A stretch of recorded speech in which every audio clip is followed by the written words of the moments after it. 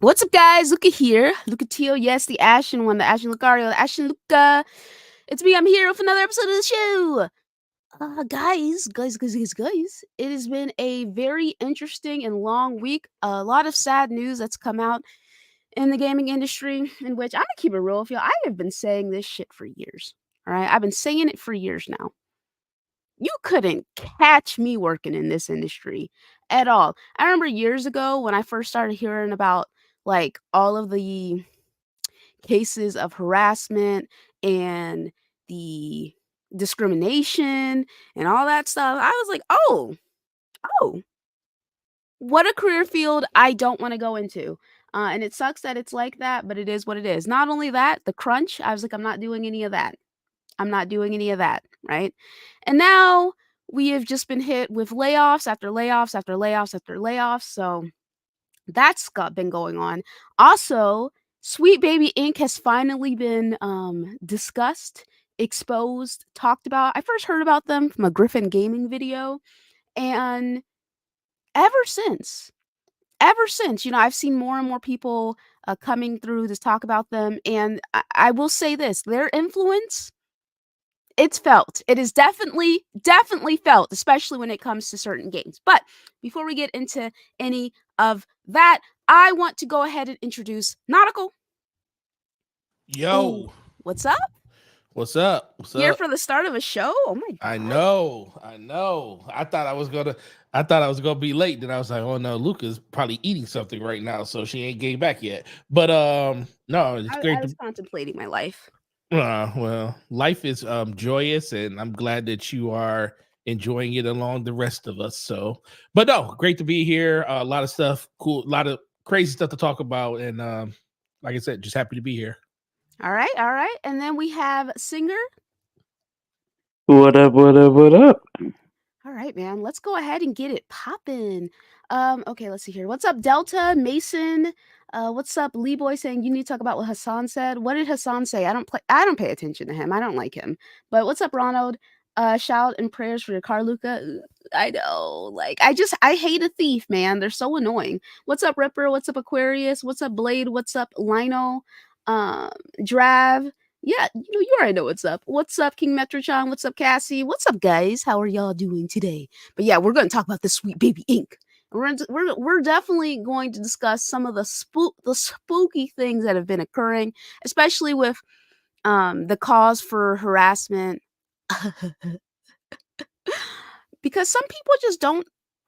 I mean, this is like the kind of response that I would 100% expect from these people. But basically, guys, all right, so we're going to go to the official Sweet Baby Inc. website and talk about who they are, what they do, what they stand for. So Sweet Baby Inc. was founded in 2018 and is a narrative development and consultation studio based in Montreal and working around the globe. Their mission is to tell better, more empathetic stories. Okay, their mission is to tell better, more empathetic stories while diversifying and enriching the video games industry. They aim to make games more engaging, meaningful, fun, and inclusive for everyone. Now, in theory, in concept, this is not a bad thing. Like what this idea and this push for diversity and inclusion, not a bad thing, right? But unfortunately, as it is for most of these situations, it's how they go about it that ends up being the problem. And it's like I don't know what it is about Western culture, but I mean, you know what? It's not just Western culture, but I'm from America, so I'll talk about America, right? But I don't know what it is about Western culture, but it's never just like there's no middle ground. It's always one extreme to another. So things are either extremely prejudiced or things are extremely pandering because they're trying to do an overcorrection essentially. Like when people are trying to rally against the pandering, they tend to overdo it, they tend to lose it, and this come off as plain prejudice, seeing wokeism. That's what the kids call it, right? Woke. Everything is woke, basically, um, because they don't have the ability to tell what's pandering versus what is just genuine storytelling, right? And then there's those who who can't turn it off either, where everything is racist, everything is sexist, everything is homophobic, everything is transphobic. Nothing can ever just exist without these people getting upset about something. Reminds me of Days Gone. There was like a journalist during Days Gone who was talking about how this biker dude slapping his wife's ass, which she seemed to like, was sexist, stuff like that. Like stuff like that, you know what I'm saying? There was that Dia Racina, whatever that chick's name is, who what game was it? Who equated Remnant to some season Remnant, not Remnant, Returno to xenophobia, which I was absolutely fucking baffled by. Like, what are they talking about? I don't know, but essentially, this corporation, I mean, I wouldn't be surprised if it was founded by some fucking games journalist as well. You know, if they slid their little selves right up in there, because there are some things that go on with their influence and it makes sense. Like, it makes sense 100%. So why they are in the news today, or this week that is because Sweet Baby Inc. Steam, there's a Steam page dedicated to discussing Sweet Baby Inc., right? So it's called Sweet Baby Inc. Detected. It's on Steam and it tells you what games have been working with / or were involved with Sweet Baby Inc. So what games did they consult for, right? And so I actually have a better list. Hold on. So here's a list of the games that they worked with. Kingdom 80s, Shadow Gambit, Dark Alliance, Breaker, that is. Goodbye Volcano High, Battle Shapers, Spider-Man Miles Morales. I see it up here. Okay. Starfield, Forspoken, Saints Row, the remake, Spider-Man Miles Morales, the new Mortal Kombat, After Love, Gotham Knights, South of Midnight, Battle Shape, Sable, Suicide Squad. Now, the only games that people discussed at length were Starfield, Forspoken, Saints Row, Spider-Man, Gotham Knights, Spider-Man Miles Morales, that is, Suicide Squad. I believe, they also worked on, because they say it on their website. Let me go ahead and pull that up. They also worked on, let me go ahead and pull that up. Okay.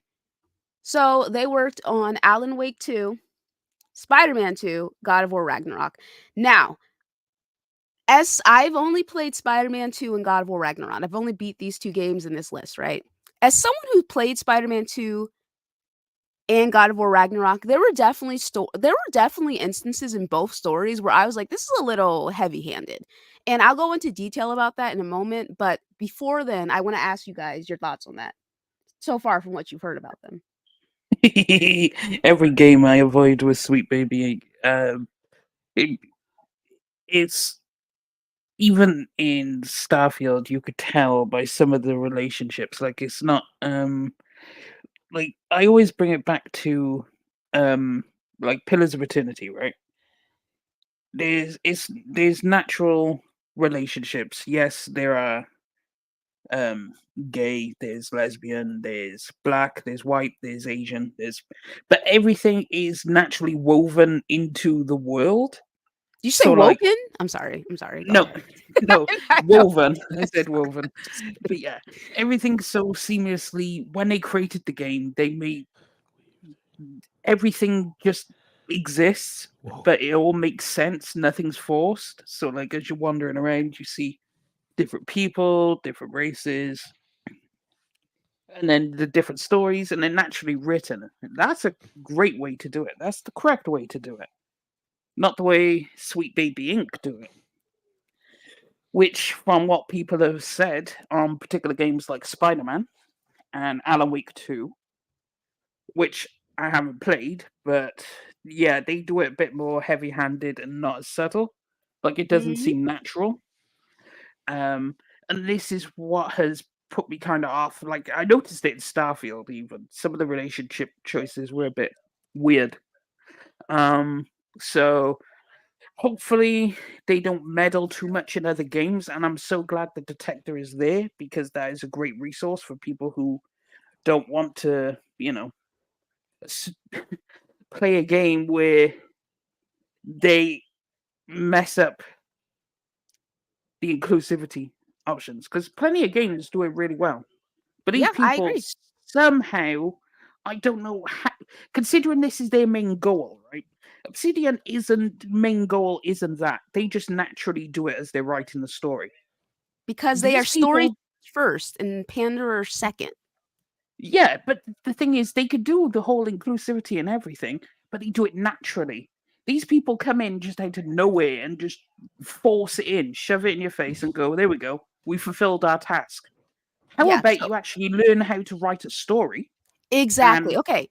Let yeah, real quick, but I want Mason brought this up. This is the biggest thing. Spider-Man. Okay, those fucking developers over at Insomniac, right? Oh, we love a diversity. We love inclusion. They don't give a fuck about that shit. And let me tell you why. Because in Miles Morales' apartment, these fucking dumb motherfuckers had the Cuban flag. Hmm. Had the Cuban flag. What is Miles Morales? Puerto Rican. Okay, so I mean, listen, not all Latinos are the same. Okay, you know what I'm saying? And the fact that they even that kind of mix up after they claim they put so much care and just so much care into that kind of stuff is just ridiculous to me. It reminds me of like what flag is it actually?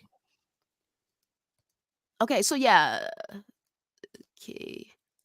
Yes, the Sudan flag and the Palestinian flag are similar. The colors are like inverted, right? And so I saw a couple people like getting those flags mixed up. I'm like, damn, y'all got to get the. Can you at least get the flag right? Because like there's there's issues going on in both of them. But can we get the flags right? Can we at least know how it's to like it's distinguish? like Can the, we care enough to do that? You know? it's like the German and Belgian flags.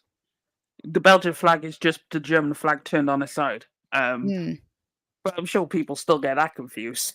Yeah, like people don't actually care about diversity. They don't, man. They don't care about diversity at all and by people I mean the people in the fucking industry. All they care about is fucking pandering. And I said it before and I'll say it again. The way you can tell a genuine story versus something that has pandering elements is it's very clear. And I'm gonna some spoilers for Spider-Man 2. The way that they cucked Peter in that game is absolutely atrocious, like absolutely horrendous. You know what I'm saying? Like they really made him cuck boy, you know? They had him deferring to MJ and Miles. Miles was always saving him. Miles was shown as stronger than him, the stronger spider. Not just in terms of the powers, but like mentally as well. Even though Miles has his own issues going on, which they did not further address, like how he has issues trying to balance his personal life versus his work as Spider-Man. You think that there would have been a storyline like focused on that in which Peter is like, okay, I'm gonna make sure that you don't have to deal with this the same way that I had to deal with it. You know what I'm saying? But that's not what happens. That's not what fucking happens, all right? And then with Freya up in God of War Ragnarok, her little attitude, like I understood it, but I didn't like it. All right. I didn't fucking like it. She was doing a little bit too much. She was saying too much. She was running her mouth a little bit too much to my boy Kratos. Kratos was like, listen, I'm owed and I'm calm. That's basically what he was. You know what I'm saying? So it's just like there are little things that you can tell where it's just like this is kind of weird. And it's like I fucking love diversity. I'll give an example of a show that I feel like has organic diversity. Warrior Nun. That shit is fucking awesome. I love it. I love it so much. And sucks that it got canceled but it's Netflix. Netflix cancels everything. So that is what it is, right? But like that's a kind of show with the kind of diversity that I like to see, you know? And it's not like people as a whole are against diversity because they're not, because Barbie, how much money did Barbie earn? How much? A What? lot. A lot. Okay, hold on. I know I it did should, extremely well. let's see here. Barbie, how much? What is it? A billion? Yep. Barbie made 1.45 billion US dollars. And that is it's a movie about Barbie. Has very strong feminist themes in that movie. You know what I'm saying? So, people are not against diversity in that respect. They're not. And there was a No, very interesting speech in that movie about about but back to this fucking corporation is saying. Before you start going against Singer, I want to hear Nautical's thoughts and slow-mos. You go ahead first, man. I mean, the biggest thing that when you look at the just overall just throughout the industry, I just feel like once you start allowing or letting other influences come into the development cycle when it comes to the story and the narrative, it kind of just makes it a little disjointed. You can definitely tell in some of the games that they definitely have been a part of where a lot of the stuff seems like it's kind of forceful. It's like it doesn't seem like in general it's like when you're taking a narrative and you're not a part of the whole process of that narrative, and you're basically coming in to basically do additive content to it. It just doesn't feel right. It feels like the developers are kind of hamstrung when it comes to putting that story and building the narrative around whatever they add into the story. Like you said, you can see it in games like Spiderman. You can see it in games like Starfield. I just think in general, it just ultimately comes back to everybody's about diversity and inclusion. You know, everybody wants to be representative and have that voice in the games and stuff that they play. You know, it's all about, you know, feeling like you are a part of the experience when you're playing it, not just from a gameplay sense, but just from an emotional sense when it comes to overall character development and stuff like that in games. And sometimes it works perfectly fine. You know, not all games that, you know, especially all the games, and I didn't play all the games that they worked on, but some of the ones I did play, I didn't see any real issues. But then when you do see them, they just feel really, really apparent. And it should never feel that way when you're actually experiencing these type of games. It should just feel like a natural evolution of what the story is taking you through. And that's where I feel like we kind of, you know, missed the mark when it comes with a lot of stuff like that. So it doesn't surprise me to see all of this stuff kind of happening on the outset due to everything that's been going on. But I just wish that we didn't feel like we had to like force our way or force the opinions of what people feel like the game should have in them versus it just being something that's naturally woven into this. See, what you said, weaved, something that's weaved into the story, not woven, weaved into the stories that we experience on a day-to-day basis. So that's kind of how I look at it.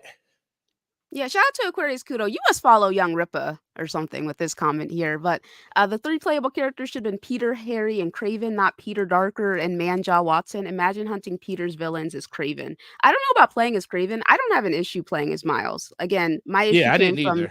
the way that they Why, treated why Peter. would you want to not play as Miles? And Miles, he's like literally one of the focal characters of the game. Choose Harry over Miles and Craven. That's a bit interesting, but okay.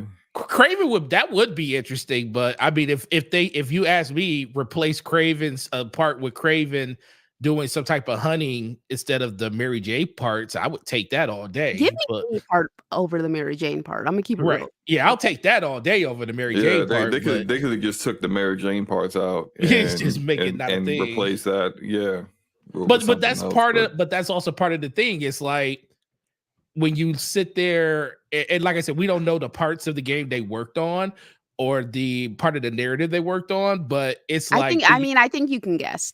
Yeah, you can guess. I mean, but like I said, I don't want to say with 100% certainty that those are things that are the things they worked on, but it's like you can tell, like, why is this here? It's like, first of all, you're playing as a mutated human that was bit by a spider, and you just happen to be in a multiverse parallel universe where there's another one. So there should be more than enough gameplay elements to not even have to do the things that, you know, they kind of did in the game to kind of forcefully make it feel like you had to play, you know, as a female protagonist. And I don't think there's anything wrong with that because there's great female protagonists, but sometimes it just feels like they're forcing the narrative versus the narrative being something that is, you know, built from scratch and actually put in and developed around where there's actually things that actually make sense for that to be a part of the game. Organic storytelling. Exactly. Mass Effect. Organic storytelling, yes.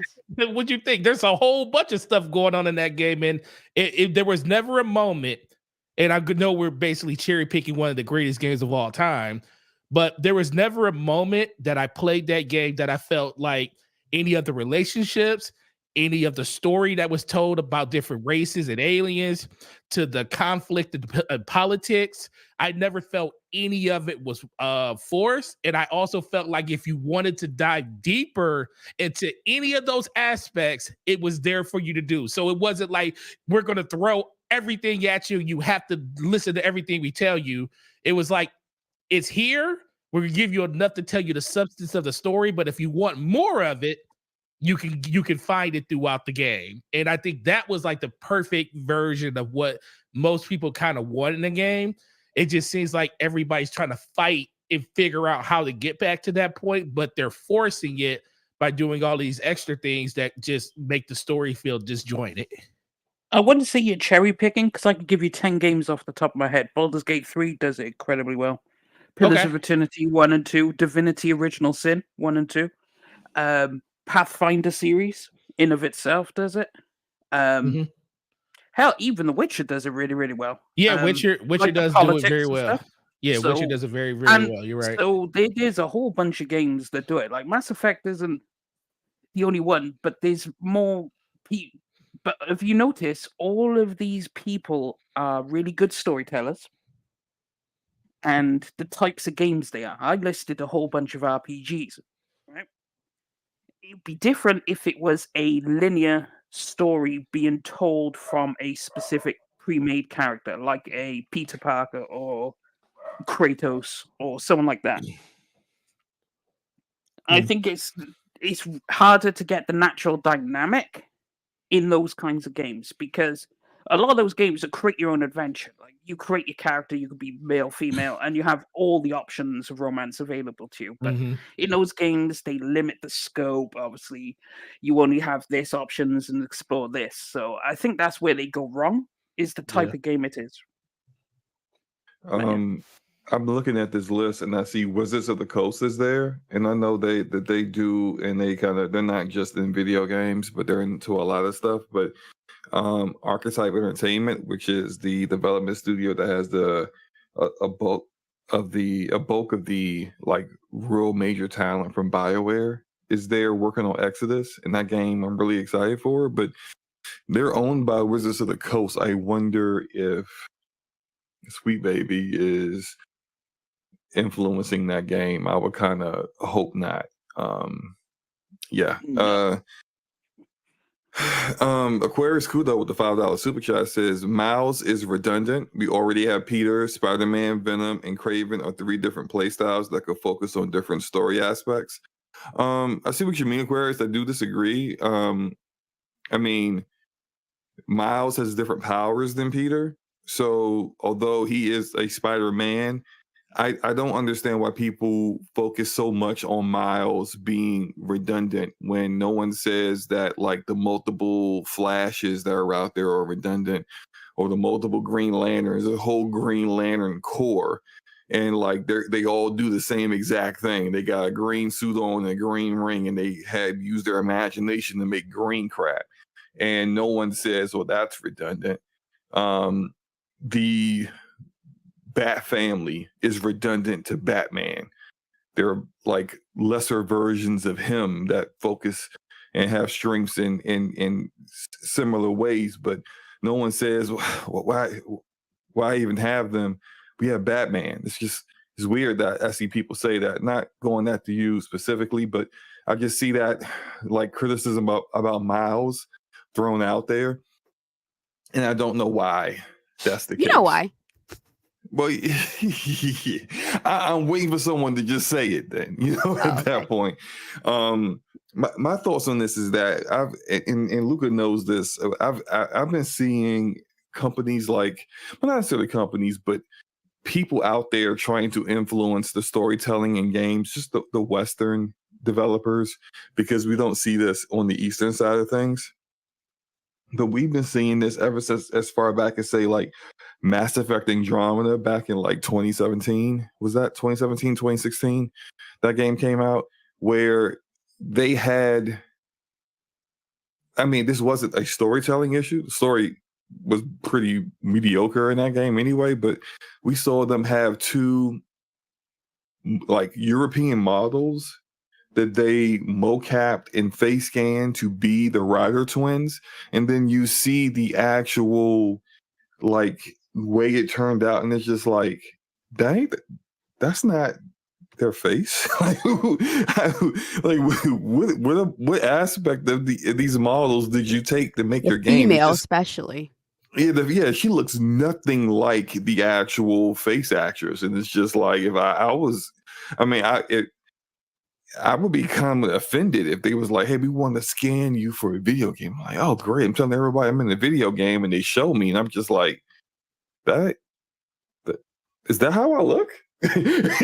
Just like looking at people like, is this how I am? Do I have body dysmorphia? Do I not know what I look like in the mirror? Like, what's going on? So it's just, I saw it all the way back then, but what I don't like about stuff that like Sweet Baby is doing is that it's not even, okay, so when you have a narrative team, you have a writing team who has an idea for a story, and then you have another group of people who come in and they don't really know like the core, the foundation of what your story is trying to convey.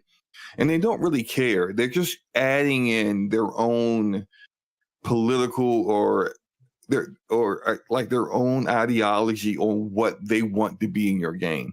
It has nothing to do with your story. It's nothing really to do with the message that you're trying to convey in your story. They just want to make sure that no matter what, whatever that they are feel or deem important is being highlighted. And not every story has to have every minority or group represented. It's not necessary.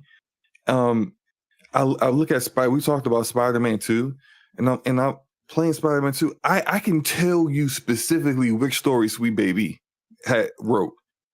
It's easy to tell which stories they wrote because they make no sense for the actual character. Like all of the Brooklyn Visions story, side quests for Miles, written by Sweet Baby. Easy to tell because why is Spider-Man doing any of this? Like, what is the purpose of Spider-Man helping a gay boy ask out another gay boy at school? You're Spider-Man. How many things are happening right now while you're like setting up this surprise? Like, what is this really like? Think about that for a moment. If it wasn't a gay student doing this, if there's some regular guy, hey, Spider-Man. You're saying being gay is I want to irregular? ask this girl out. Can you help me? He'd be like, bruh, I gotta save like people. I ain't got time for this, man. There's crime going on.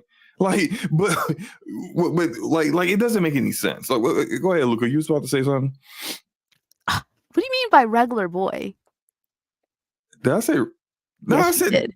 Okay, look. What I mean is Straight. not straight male. Okay, any straight male asks that question. Miles is like, "Hey, I got some things to do." Like that's what he should have said in that situation. But instead, you in order to get the platinum, you have to do all of this completely dumb stuff. Why? It's just like, how many crimes are occurring in this city while you're out here doing a surprise asking out the homecoming? It's dumb. It's absolutely stupid. It's just like, I'm tired of seeing things like that where it's like, it's obvious when you know who's working on it that, okay, so this is your influence in it, because that has like clearly none of this has anything to do with being Spider-Man. And with all of these games that they're working with, well, go ahead, Sig. You was about to say something? The Spider-Man quest there's a quest in Pillars of Eternity 1. This is how one situation where they handled it, right? So the Lord is being a giant douchebag, and he sends a whole bunch of people away to a cave to be imprisoned, to be sold off later as slaves. Now you meet a character. It's this woman, and she's like, "Oh, can you help me get my friend back?" Now you don't know all of them are imprisoned and all this. And then you go on this story, and then eventually, once you finish the quest, you find out that they're actually a couple, these two women. And it was like, that was a really good story. Well done. That is a nice way to handle it. Cool. Not just, oh, we need to go to homecoming or something. It's like, it actually goes with the main story, because the main story is you need to get rid of the Lord. And this is a way to do it. So that's all it just reminded me when you were talking about the Spider-Man, the Visions thing from Miles Yeah. Morales. I will talk about another instance of an organic story. So Leliana, you have the option to romance her as a guy or a girl, right? The storyline, in the Dragon Age Origins. yes, Yeah. in Dragon Age Origins, Yeah, the yeah, storyline yeah. between the Warden and Leliana it's beautiful, and it's also very sad, especially Leliana's backstory. Leliana's Mhm. backstory had everything to do with how she felt about her religion, how she felt about herself as a person, her sexuality. And by sexuality, I'm talking like I'm not talking about her sexuality as in do you like men, do you like women? Her sexuality is who she is as a woman. You know what I'm saying? Like how she feels about herself and the things that she did in the past. And it's a fantastic story. And another instance, like you can romance Isabella as a girl, and she's in Dragon Age 2. And Isabella's story is also really sad, and it's also really good, And Yeah. that's back when BioWare knew how to write. But like it's stuff like that it just makes me it's just so unfortunate that the focus isn't on telling organic stories where the characters are characters. It's more so just focusing and hyperfixating on one specific aspect of the character. I am black, I am a woman, but that's not all I am. You know what I'm saying? Like those are just aspects of who I am as a person, and they're important, obviously, but they do not encompass everything. They do not. They're not the characteristics that fully define who I am as a person. They're just aspects of me, right?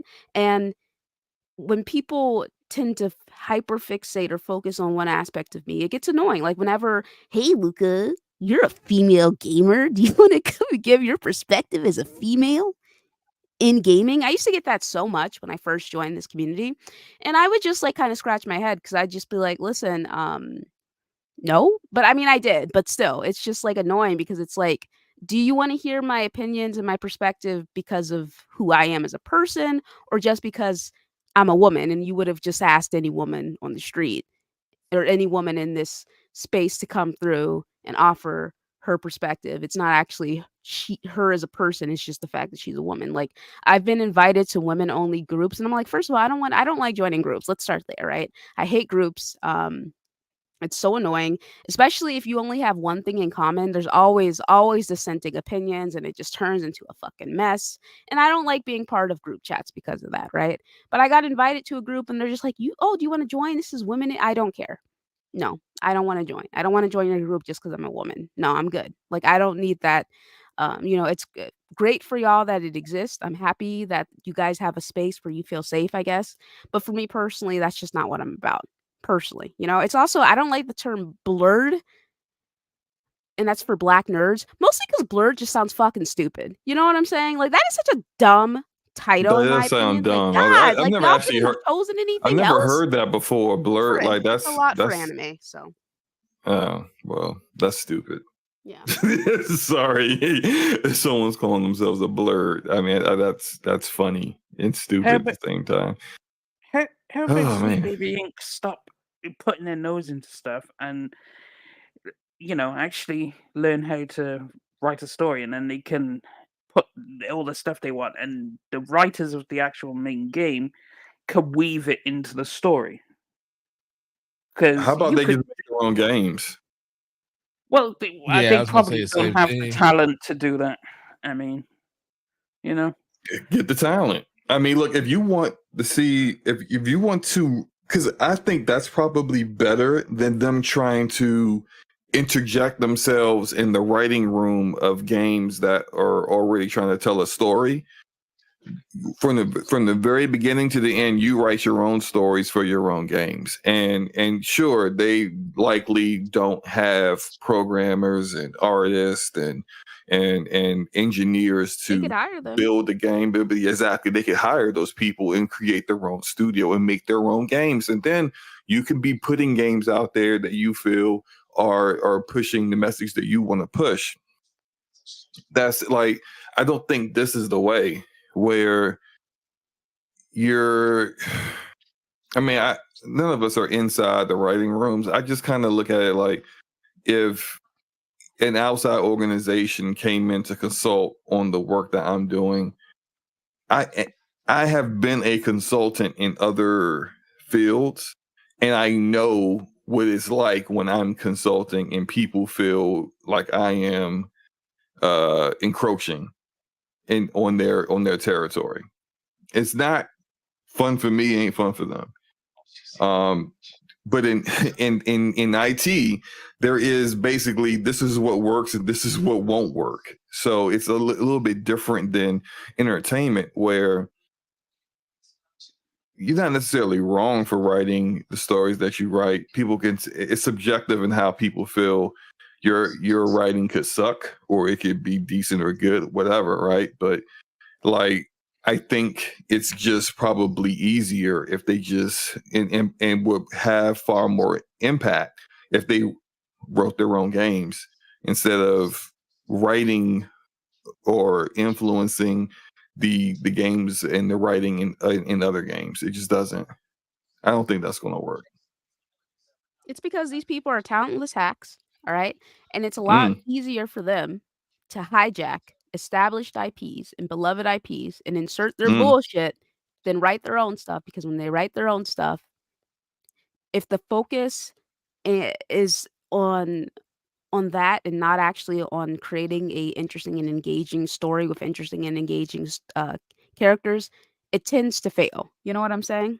Which is so unfortunate. True. Very true. And you're right. This is why they want to just kind of hijack something else that's already popular, right? Mhm. Like, Spider-Man is super popular. Everyone knows who Spider-Man is. So you jump in on there, and then now you're writing stories in Spider-Man 2 and getting your stories written, seen, and engaged with by a massive audience versus you write your own thing and no one sees it, like 20 people see it. But and then that kind of goes to the point of, like, if you wrote your own story in your own games and no one gets it, maybe your content's not good. Mhm. Maybe you yeah. shouldn't even bother. Maybe you should leave this other stuff that's already super popular for a reason alone. Just saying. Mhm. They just need to stay away from the games I like, and then we'll be good. Because I feel you on that, bro. I don't even think they would appear in a Obsidian game anyway, because Obsidian writers are way too talented to have people like that come in and fuck up their shit. Because they could write inclusivity better than they can. So you don't need to coach them; they already know. It's part of pretty much every single Obsidian game. They have the political, they have the inclusivity, they have all that sorted out. You don't need to go over there. Don't touch them. Don't walk over there. And if you do walk over there, hopefully they tell you to fuck off. Well, I know you see that big ass Xbox Game Studios right there. Yeah. Right, exactly. Like, I know I you see s- that shit. I see it, but that is a studio that does not need any help with that. And if I see their name on there, I'll be like, how did you even? Because they could do it all already. They don't need help with that department. Now, if you notice, it does say Xbox Game Studios, but the only two games they worked on is South of Midnight and Starfield. So I mean, they people they might not be very good at it, so they ask for a consultation. I don't know. And that kind of goes into the question that Ripper had in the chat. Are these companies going to Sweet Baby, or are Sweet Baby approaching these companies first? I wonder. Good I wonder question. how that turns out. Probably a mix of both. Yeah, Reminds me of how probably. Neil Druckmann went to Anita Sarkeesian. You know? Oh, that thing, yeah. And they when Neil brought up Cortana on stage. Anyway. Yeah, it's just one of those things, man, where I just I think it's really unfortunate. And again, the reason why we're discussing them today is because they on Steam, they've created a Sweet Baby Ink detector, basically, which lets you know which games has the Sweet Baby Ink influence there. And so the Sweet Baby Ink narrative director decided to go on a targeted campaign. Can you guys mute yourselves? Don't know who Yeah, that I'll mute is. myself. Yeah, I'll mute myself. Oh, thanks, King. All right. So the Steam Curator Harassment Group. Okay, so Sweet Baby Inc. Detected is led by this person here. All right. Here's them trying to be slick so they don't get reported. Even with the discriminatory language filed off, the group itself still fails the code of conduct. Anyway, report the fuck out of this group. Which I mean, they're just letting people know if a game is involved with this company. I'm not sure why this is considered harassment. Were they If saying people like your content, that's promoting, just giving you exposure. Mm-hmm. So if people And like your content and like what you're doing, then that is just letting them know where to get your games. But clearly, it's almost kind of like, clearly you're pushing your content to people who don't want it when you see something like this and you take it as a negative. And notice how wow, I'm actually looking at this list. You notice how they don't have the L's that they worked on, which, Suicide Squad, Saints Row, Gotham Knights. Um, what else did they work on? Suicide Squad, Saints Row, Gotham Knights. Yeah, whatever. They don't have the L's on here on the list on their main page in which they are discussing the projects they were involved with. They have Alan Wake 2, which scored extremely well, Spider-Man 2, which scored extremely well, God of War Ragnarok, which scored extremely well. I don't know about these 3 indie games they have, Sable, Battle Sharpers, or Usual June, but Alan Wake 2, Spider-Man 2, and God of War Ragnarok scored and were rated extremely high, but they don't have the L's on their being showcased, which is freaking Suicide Squad, Saints Row, Gotham Knights, just L after L after L. And let me tell you something. I'm be real with you. Diversity and inclusion were not the problems for those games ultimately, because the problem was they don't those games. I don't listen. The only one I'm gonna speak on is Saints Row. What they were trying to do with Saints Row, I don't know what they could have been thinking. It was definitely like the whole college vibe. It was like these are supposed to be gang members. You know what I'm saying? But you're talking about this man who doesn't have a shirt on, which really just fucking just ridiculous. Just ridiculous shit, right? But it's just one of those things where this person here, they don't want people to know what games are involved in, I guess. I think they would have preferred to continue staying behind the scenes because now people are catching on. Because have you guys heard about this corporation before Yes, this I year? have. Yeah, I I've heard about about them it. last year. Yeah, I heard about them Yeah, last year it too. was last year. The only thing he achieved was taking him from 700 followers to 20k plus on Steam. Like all you did was popularize it. Like the person who runs that group on Steam must be like, wait, why did it go from under 1,000 to 20,000? But yeah, And then that person immediately deleted all his tweets, and they protected the account.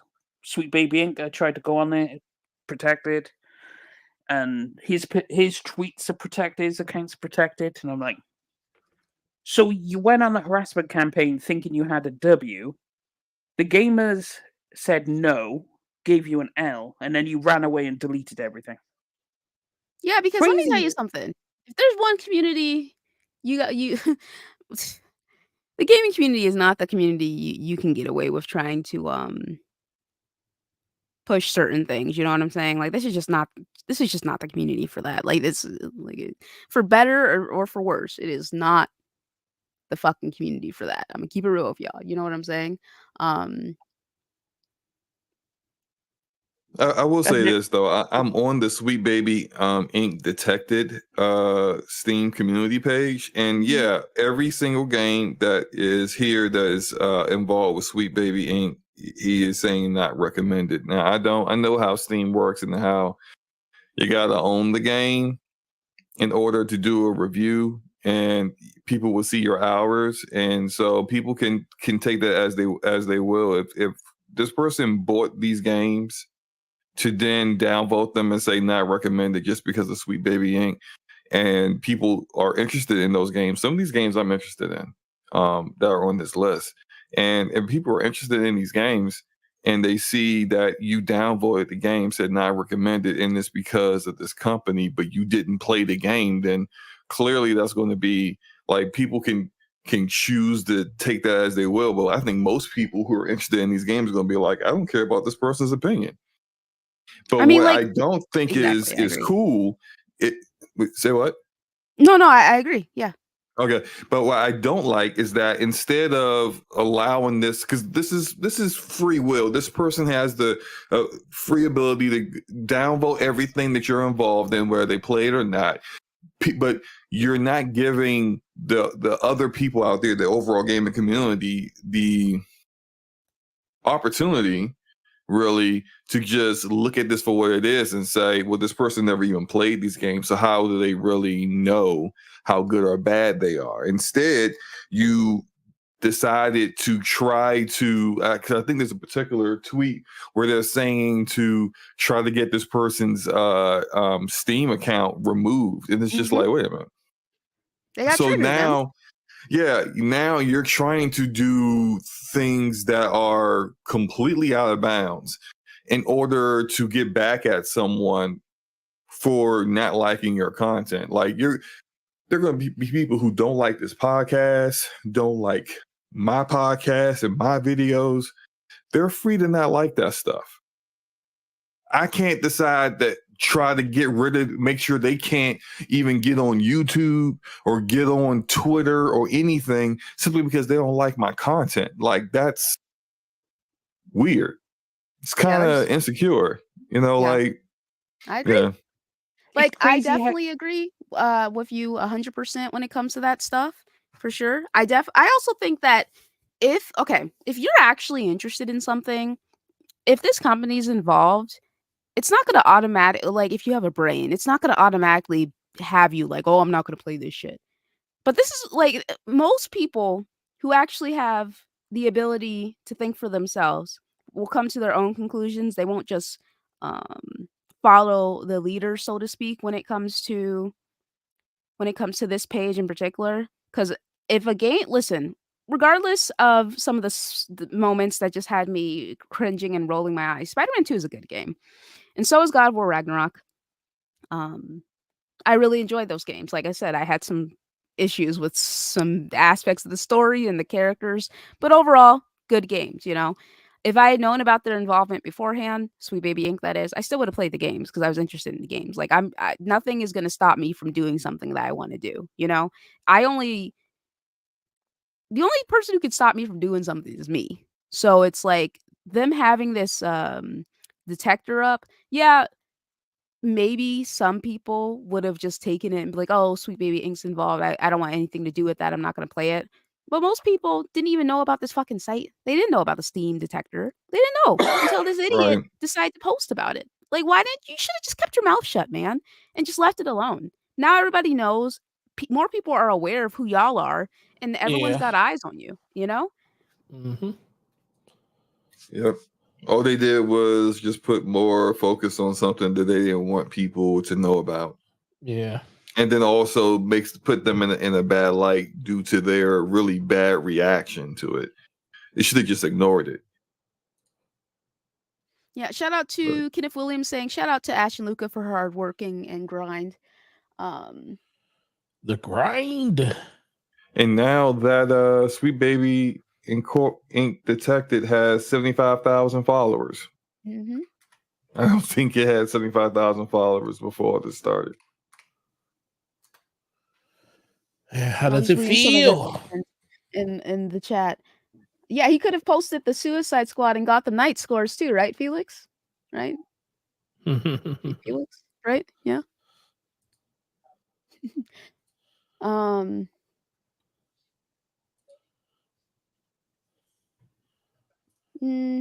That's a good answer there, Slomo, for Alduin. But yeah, basically they were harassing individuals. People going after a company as a whole is not a problem. Exactly. That's pretty much what it is. And like you should be able to discern the difference there. You know what I'm saying? Like there's a difference between harassing an individual versus harassing a company. Because fuck these corporations, 100%. I'm always going to stand on that. A corporation is not a person, but going to having a website where you list out all the content creators that are playing a game, so that you can then en masse go there and call them everything under the sun. A child of God, right? And that's different than here is a list of games this company has worked with. Do with that as you will, which is don't get those games. Like no one has to even who even works at Sweet Baby even had to know that this thing existed.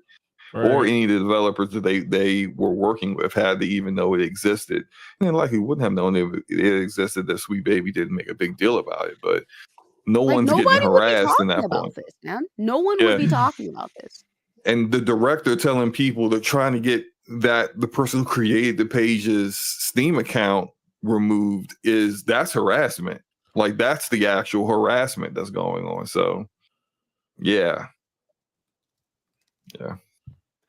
So yeah, I mean that's pretty much how I feel about it, man. I don't like pandering shit. I it makes me feel like you think I'm stupid or something. You know? Yeah.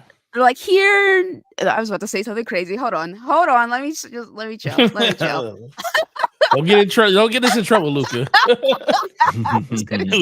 Listen, they'll come after us like they do everybody else. I know. Let me keep my fucking mouth shut. But I noticed the discrepancy on their website, though. On what now? On their website? Yeah. On Sweet Baby's website? They provide narrative consultation at any stage of development, boasting a talented team with vetted industry experience to bring his story to life. I ain't seen it, Chief. I'm not listening, man. I don't know. But if they were talented and they could bring his story to life, then they wouldn't be so heavy-handed with it. Yeah, I mean that's really what it comes down to. I care. The stories are what matter to me ultimately, and the characters are what matter to me ultimately. And if you can tell an interesting and organic story, I'm 100% for it. You know, like I want that to be the focus. I want the focus to be on the actual story and not just certain aspects of the character. Unless the story, what's a good example of a storyline that features like racism and stuff? Or what's a good TV show? What the game? It's like the third in the series of games. What is it? Damn it, Mafia 3. Oh yeah, Mafia 3. I mean, that game lots of racism in that game. Yeah, it did not do very well. It was a decent game. We know why I didn't do very well, but weren't the controls super weird or something? I remember that being the complaint at the time, that the controls were wonky. I think it didn't was a play. bit more than that. But I'm not saying it's not just that. I'm just saying like I know. that's mostly what I heard during the time when that game came out. This is before I was in this community, thank God. I'm talking about like TV shows where like racism plays a heavy hand. Oh, TV shows? Uh-huh. There was racism in Oblivion. She said TV shows. There's But it's like organic recently. to the story, you know, even though it's Oh, well, featured in it. never mind. Yeah, I can't think. I'm pretty sure there are some out there that I've seen. I just can't think of anything at the moment. It's probably gonna come to me in like 10 minutes or so. But Gotcha. Did they ever deal with racism in The Wire? yeah, oh yeah, all the time. Okay, Yeah, so there's one, right? Those definitely common themes there. Yeah, there's racism in The Wire. There's racism in like how police deal with black men in Baltimore. The Wire is definitely a good one. Yeah. Let's see here. Also, yeah, Sopranos. I watched the storyline where the racism storyline in Sopranos. First of all, Tony Soprano is fucking ridiculous. Like the fact that he is fucking asshole. He is a racist, homophobic, prejudiced fuck. Oh, and sexist. You know, all that stuff. You know what I'm saying? Like basically, I don't think you've seen it, Slow-Mo. I think I mentioned it to you. He called like Willow Meadows' boyfriend some fucking racial slur I have never heard before in my entire life, you know. But basically the storyline was that Tony Soprano's daughter goes off to college, starts dating a half black, half white boy, and Tony is like, I don't want you dating that kind, basically. And that's like a storyline that's focused on. And I think it's a very realistic one. And it's also one where it makes sense that Meadow, considering who her character is, that's Tony's daughter, that is, would be angry at Tony for being racist. You know what I'm saying? So that's a storyline that I felt was organic. The Watchmen TV show on HBO was very, very blatant with their themes of racism, and it was a good show. You know what I'm saying? Like that is fantastic. I love the fact that they depicted, you know, the fall of the massacre of Black Wall Street in the manner that they did. Yeah, in I Tulsa, thought that Oklahoma. I thought that was really cool. Yeah, that was like I've never seen it be depicted everywhere. I didn't even know about it until Slow-Mo told me a couple years ago, right? Like I remember like Slow-Mo telling me about Tulsa, Oklahoma. I was like, that happened? Because like they don't talk about that stuff. It's never mentioned. We are just lied to in schools, lied to in history class. They just fucking lie. You know what I'm saying? There's so much that we don't know about our own history. And yeah, so organic storytelling there. I thought Lovecraft Country was fucking fantastic. Yeah, did it really well there too. Why don't you like Watchmen, Aquarius? Warrior. Yeah, BioShock Infinite definitely had some fucking racism. Like that was pretty blatant. Oh man, it was in the beginning. Oh man, I was like, "Excuse me, what the freak is going on?" So when it was time to start shooting, I was like, "Oh, say no more." I'm trying to kill everybody up in here. I don't like none of y'all. Yeah. Oh man. Tony Soprano saw a bag of Uncle Ben's rice and had a heart attack. He was committed to that racism. Yeah. He had a he basically Slow-Mo, he confronts Meadow's boyfriend. Meadow gets angry, or she's not angry at him yet, but she, you know, he walks out, he's mad, Meadow follows him, right? Tony sits back down and he suffers from like panic attacks. That's a major plot point in the show. He sees the container of the Uncle Ben's rice, and he has a panic attack because he That's funny. fucking racist bastard. Shout out to Aquarius Kudo saying Watchdog 2's Nudo Campus Mission. I've never played that game. I don't know what that is.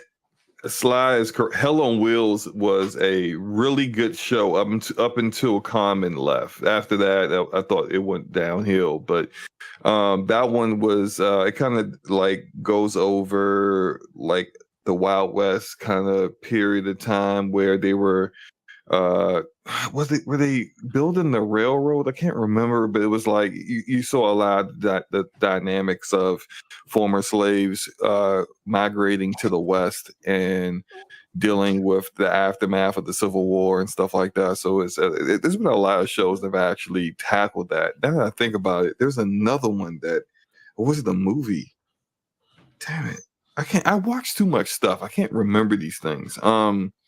But basically, it can be discussed in a manner that's organic, and yet people choose not to do that. You know what I'm saying? Yeah, And it's just, yeah. it's unfortunate.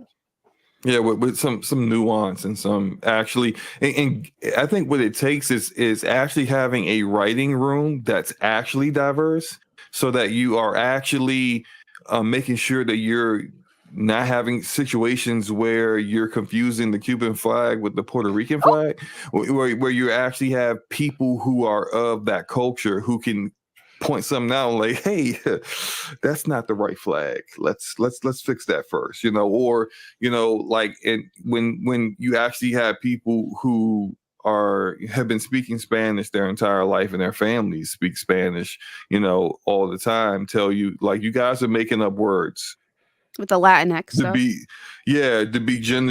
be gender neutral. You're making up words that aren't real, and you're going to start offending people on that. Well, in your quest to be inclusive, stop it.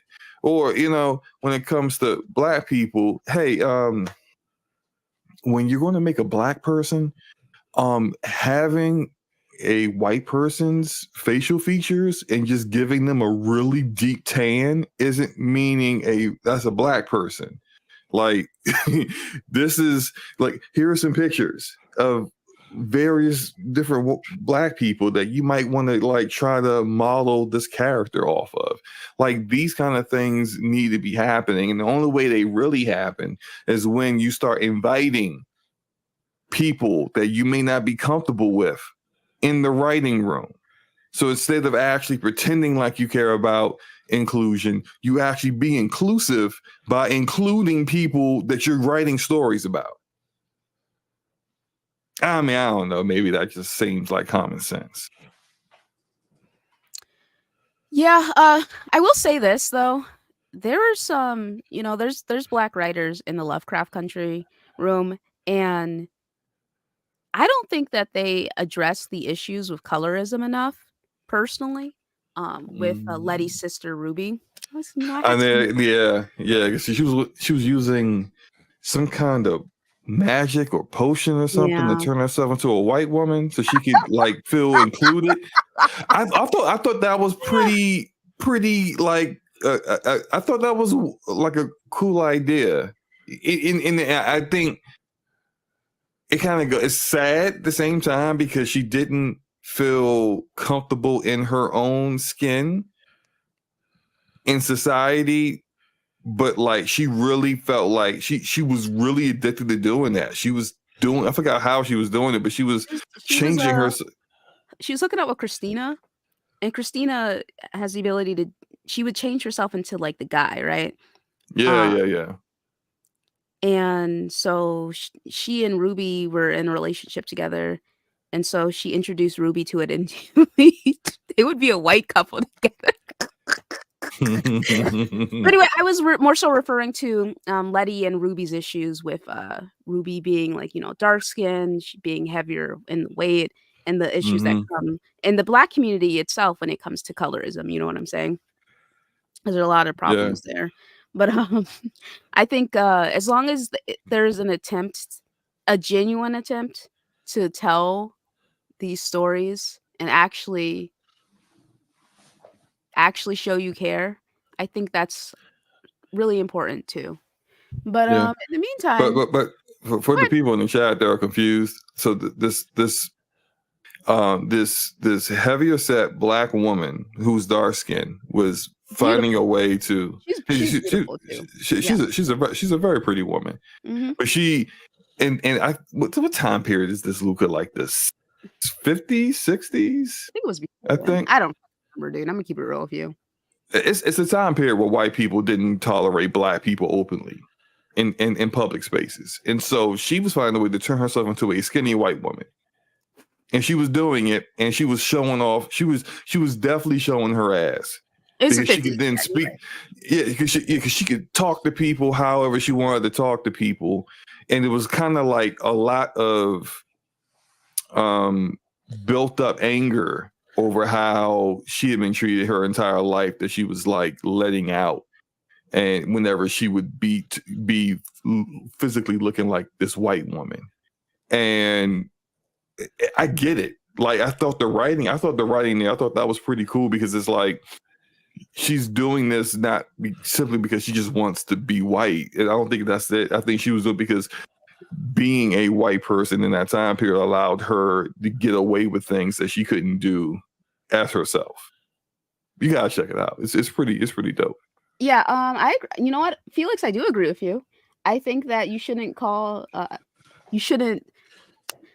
basically, I said this on Twitter. If you tell organic stories, the people with a brain will be able to tell it's an organic story, essentially, right? And what I meant by that is that there's always going to be people who take it to the extreme as well, where it's like just because a character happens to be black, automatically it's woke. Yeah. When there's like that's, or just because they happen to be gay or a woman, automatically woke, and that's just because they don't have the ability to comprehend or understand nuance. I really think that's what it comes down to, because there is definitely nuance when it comes to these stories, and people just don't want to see it, man. Shout out to Aquarius Kudo saying, please do yourself a favor and play Peak Dogs 2. Okay. You are the only person I have seen ever say that. I'm gonna keep it real with you, dude. I think it's interesting because in Alan Wake 2, the black woman is an FBI agent, right? And I've seen people say things like, "Oh, well, if there wouldn't be a woman FBI agent in this position." I'm just like, how do you know that? How many actual real FBI agents do you know? It wouldn't be a black woman in this position. Really? How do you know that? Is it based off of the fact that, like, in media, in entertainment, they only show FBI agents as 99% male and usually a white male? Like, yeah, it's in like real saying life, that I know there's no male nurses. You know, I'm sure there's black agents. I don't know, because I don't know anything about the fucking FBI. I'm gonna keep it a stack with you, like, but I know a woman that's an FBI agent. She's 5'1". She's 5'1". God, my career field. I'm sorry. she's tiny. She completely destroyed all of their physical tests. The physical tests that you have to take to be able to make it into the academy. She destroyed all of that stuff. She had been doing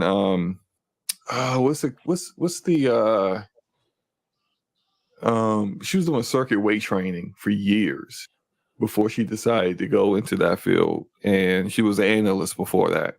And yeah, she's an agent now. Let me tell you a field I've never worked in. Fucking law enforcement. I spend way too much time watching Law and Order Special Victims Unit, man. Like, you just couldn't catch me doing certain things. Like, I'll give an example of how this show has made me like super paranoid. Like, I won't even leave the door unlocked, even though I'm coming right back. Like, if I'm taking groceries in, I lock the door. You know what I'm saying? My brother's like, why are you locking the door? Are you coming back? I'm like, I'm coming back. He's like, why'd you lock it? I'm like, okay, so no one could get in. Like, sounds crazy to some, but for me, I'm not leaving the door open. You know what I'm saying? I am a short black woman. I can't say young anymore. Short black woman. You know what I'm saying? Very limp wristed. Okay, I'm weak. I gotta do what I gotta do. You know what I'm saying? Mm-hmm. Yeah, I know you can't. I don't know if you're that limp wristed now. You be working out, Luca. I do work out. Yes. Yeah. Felix has a great question in the chat. Would you rather work in law enforcement or the game industry? Can I be homeless and jobless instead? Ooh, that's a good question. I mean, I think it. You know, I'd rather be. man. I'd rather work in law enforcement. At least I know where the trouble spots are. It I would not depends want to where work in I'm law at in law enforcement, for what I enforcement. If know. I was like a cop, like a street cop, no, No, I had to be a detective. no, I'd See, have to be a detective. You know yeah, what I'm saying? I had to be. I had to be the one that they called to the scene after everything happened. Yeah, but Yeah. see, you have to be a street cop to I get know. there to the I know. detective. So yeah, you don't just walk in and be like, yeah, where are the applications for detective? No, you're right. There's not. No, I know Yeah. you're right. I'm just saying, like, Oh man. yeah, I couldn't do it, So which means I basically, what would we're never saying be a is, cop. which one would you? So basically, what you're saying is, which one would you live in longer? Would you live long enough to make detective, or would you keep your job long enough in the game industry to make money? Because let me tell you something. If some fucking cuck was fucking racist towards me or grabbed my ass in the fucking office, He I'm might need a breaking cop. someone's face. He'll Like, need a he's cop. gonna need a fucking police officer. I He wouldn't gonna make it need in the one. gaming He gonna industry. need one.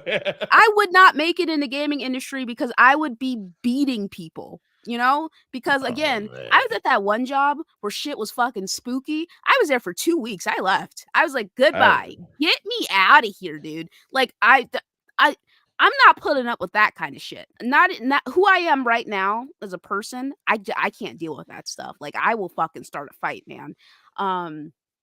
But like maybe a couple years ago, you know, different person, man. But yeah, so I would you wouldn't catch me in the gaming industry. You wouldn't catch me working law enforcement either. I'm looking for the fucking safe jobs. You know what I'm saying? Like I The work in safe tech right job. now, but and I understand that there is prejudice, of course, runs rampant in the tech field, right? But let me tell you Mhm. something. If there's one thing I'm gonna do, I'm gonna leave. So basically, what Luca's telling everybody that she wants a job that keeps her at home. Yeah. If I have no choice between law enforcement and the gaming industry, if you force me to choose, I'm gonna choose the video game industry, and here's why. I implore everyone listening to this to go look up the Department of Justice investigation in the Baltimore Police Department. Oh, That's why. Well, listen, it's a lot of stuff Bruh. wrong in And Baltimore. and like that might be the most extreme case, Yeah. but it's no different. That's like the most extreme, but you're looking at like a slightly lesser version of that in nearly every city, but not Yeah. nearly every big major city in this country. You're either corrupt or you're turning a blind eye to the corruption to save your own butt. Because if you there's that like the thin blue line ain't that thin. It is like it is definitely you either with us or you one of them. And we go and you don't want to be in a job where you need to rely on the people that are with you. You're potentially every time you walk out the door, you could be shot by a criminal, shot by anybody, and then now you got to worry about the people who's supposed to be watching your back. Instead, you're watching them because they might try to take you out because you're not following the script. They're doing illegal things, and they're expecting you to just say nothing because this is what we do. No, hey, everybody I'm good. Everybody here seen Training Day. Know how that went down. Listen, if there's one thing I'm not gonna do, it's deal with any of that shit, man. Like, no, thank You you. know the And funny I thing can't is, turn a blind eye to fucking listen. Y'all doing some. I literally just watched an episode of SVU where they were investigating a corrupt police department. I just couldn't do it, dude. Oh man, I was watching an episode of NCIS and it was the same thing. I was like, yo. So yeah, we on the same page. You know, the funny thing is though, most people just don't realize, and not to say that the person that you know posed that question doesn't know, but the reason that people come up with stuff like that is because they really don't know. It's like they know everything about what's going on in gaming because we are fixated on that. We participate in it. We talk about it all the time. We follow a lot of people that talk about it.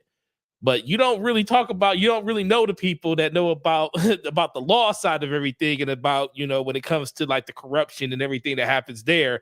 If you were a person that actually lived in that lane and followed it and like learned about it, you'll be like, oh yeah, I don't want anything to do with any of these things because it's pretty bad out there. I'm telling you, like, listen, there's certain there are certain areas of Illinois I'm not gonna go to. Okay, there's certain Yep. areas in I was this gonna say it's country I'm not pretty gonna go bad. to. There are certain countries I refuse to go to. Okay, like it's You, just we're Detroit's just not that bad. You can come here. I'm good, man. Like Detroit's not that bad. All Mr. right, but Mr. Chime came here and Mr. Chime Time came here and told everybody that this is his city now. I don't know who that is. Hello? Yeah, it got real quiet all of a sudden. I don't know why. What? Yeah, I don't know. Why did it get so quiet? Yeah, why did it get? Oh, I don't know. Okay, but let's talk a little bit before we get into the industry layoffs. Rockstar Games is asking all of its employees to return to the office 5 days a week starting in April for security and productivity reasons as they enter the final stretch of development for Grand Theft Auto 6. Employees are not thrilled. Okay, so I guarantee they ain't thrilled. Can I tell you what this really is? Yep, Yes, go go ahead, Slow-Mo. What is it? They want to do layoffs, but this is how they're going to lay people. This is they don't want to pay you because they're severance when they lay you off. But if you quit, they don't owe you anything. And this also, I'm pretty sure they didn't want Jason Schreier to put this report out, but this would have been them hopefully having a little lesser of a big deal made out of it than them announcing that they just laid off like 500 employees or something like that. They know they have hired people who were told would be working remotely, and those people, their entire tenure at Rockstar has been working remote, and then now they're telling them, hey, come into the office, return to the office. If you live within X amount of miles to our location, you got to start coming into work, knowing that these people may have other like personal obligations that doesn't allow them to do that. Part of the reason why they had the job and were working remotely to begin with. This is all really, a lot of companies do this. A lot of my company regardless of industry, they do this as a means to get rid of people. If you are important enough, and if they find the work that you do critical enough, if you say I'm leaving for X reason, they'll make an exception for you. Oh, that's the reason that they said in the post that most people have to come back to work. Not everybody, most people do, because of that one thing you just said. Yep. Yeah. Because we can't lose you now. We can't lose you. But John, that who's the third character artist, almost, he can go. Yeah. The fact that you looked at, like they said, they're finishing up development. We already know that it's a 2025 title. I do think probably security things like that are kind of part of the reason too, but let's be for real. If it's going to leak, it's going to leak. It's not like things didn't leak before 2019. Things leaked all the time. Right. So it's not like that was the real reason. I mean, that's probably part of it. But I also do think that at a certain point, it's like, it sucks, but if you like what you do, you probably gonna have to go back into that office, and nobody wants to. And I think the biggest problem that people are going to have with this, well, the people that work there, is, like Slow-Mo said, their entire career at Rockstar has literally been working inside their own four walls. And it might be a lot of this, a lot of the vitriol that they're catching from this is some of these people they might not function well around other people. They might be used to being, introverts and stuff, and not being like the communication. It's a lot easier to communicate people over Zoom. And like some people were saying, like they can join, late, hour conference calls and stuff, from the, comfort of their home. They could just jump on and have a conversation with people, and they could just leave, and there's no impact. Well, you actually have to get up and go in and have conversations with people. Get up, get dressed, eat breakfast so you're full enough to last till lunch. Like you can't, like it's just, I'm in the office 5 days a week, right? Yeah. And let me tell you something. I actually do occasionally wish I could work from home. Part of the reason is because I can't control my fucking facial expressions. So I'm definitely, because I've already been told that I look at people like I think they're stupid. And I was going to say you be giving the boo-boo the fool face to people. I know. I definitely look at people like I think they're stupid, and I don't do it on purpose, but I can't control my expressions, right? Right. So sometimes I wish I was behind the computer screen so they wouldn't know how much I fucking despise them, right? But yeah, so I definitely think that this whole concept of security and productivity, that's not the reason. It's definitely what Slomo said. But okay. Also, so Jason Schreier posted how British developer Supermassive Games, who did Until Dawn and Quarry, plans to lay off around 90 workers. And then there was also a report as PlayStation is laying off 900 people across the world. They plan to close its London studios, which was responsible for several recent VR games. Among other divisions, the layoffs will hit Insomniac, Naughty Dog, and Guerrilla, three of PlayStation's most successful subsidiaries. As part of the mass layoff, Sony canceled Twisted Metal live service game that was in development by Firespirit. EA is also laid off 5% of its workforce, or 670 employees. So this is not the first time, nor will it be the last time that we have seen layoffs to this extent in the gaming industry. They overhired during the vid, and now it was the overhiring, and it's also the fact that these game budgets are fucking ridiculous. And part of that is like how much they have to pay the developers too. You know what I'm saying? So these budgets are just astronomical. So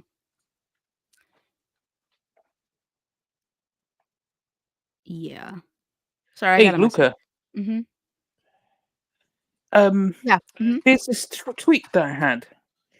Bear in mind, this is 2 months, right? We are now in March, so that's just for this year.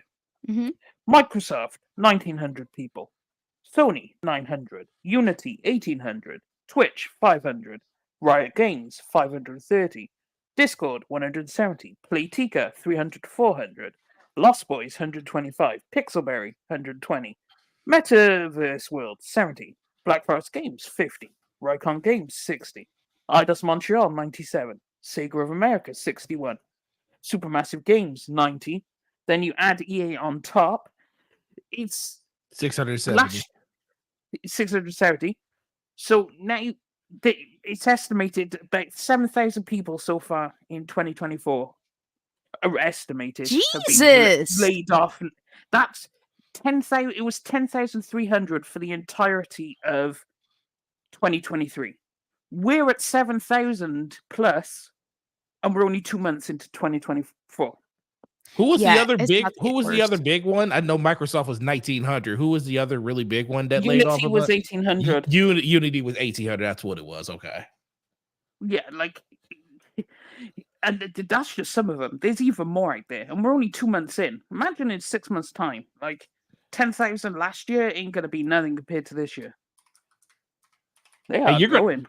I think you're going to see repeats from last year too. You know, you're going to see companies from last year that laid off people, downside, and probably even more. I wouldn't be surprised if Epic came back to the table and did another round of layoffs this year. Yeah, it's good. They're going crazy. It's a combination of two things, and I hate seeing how it plays out, but it's the chase for year-over-year growth. Speak. And it's not just in the gaming industry; it happens in other industries. When I used to work in a different industry, a really good general manager for the team that I worked on got fired over basically a huge drop in year-over-year growth. And the reason why we had that drop in revenue, it was worked in the rental car industry. We had this massive drop in revenue because for like a week and a half, our entire area was hit with blizzards that like this entire area hadn't seen since 1920. It was a freak natural disaster kind of thing where we were getting like 2 feet of snow every other day. Mm-hmm. No one's renting a car in a blizzard. Like, hello. Like, so when the quarter was up, and due to the lack of revenue that we had generated in that time period, they did everything they could to try to cut costs, to try to, fix things, but without making that money, they still fired the entire upper management over a natural disaster that couldn't be avoided. And they made the right decision to make sure their employees didn't end up dead in a ditch under a mountain of snow by telling everyone to stay home and be safe. These companies do not care.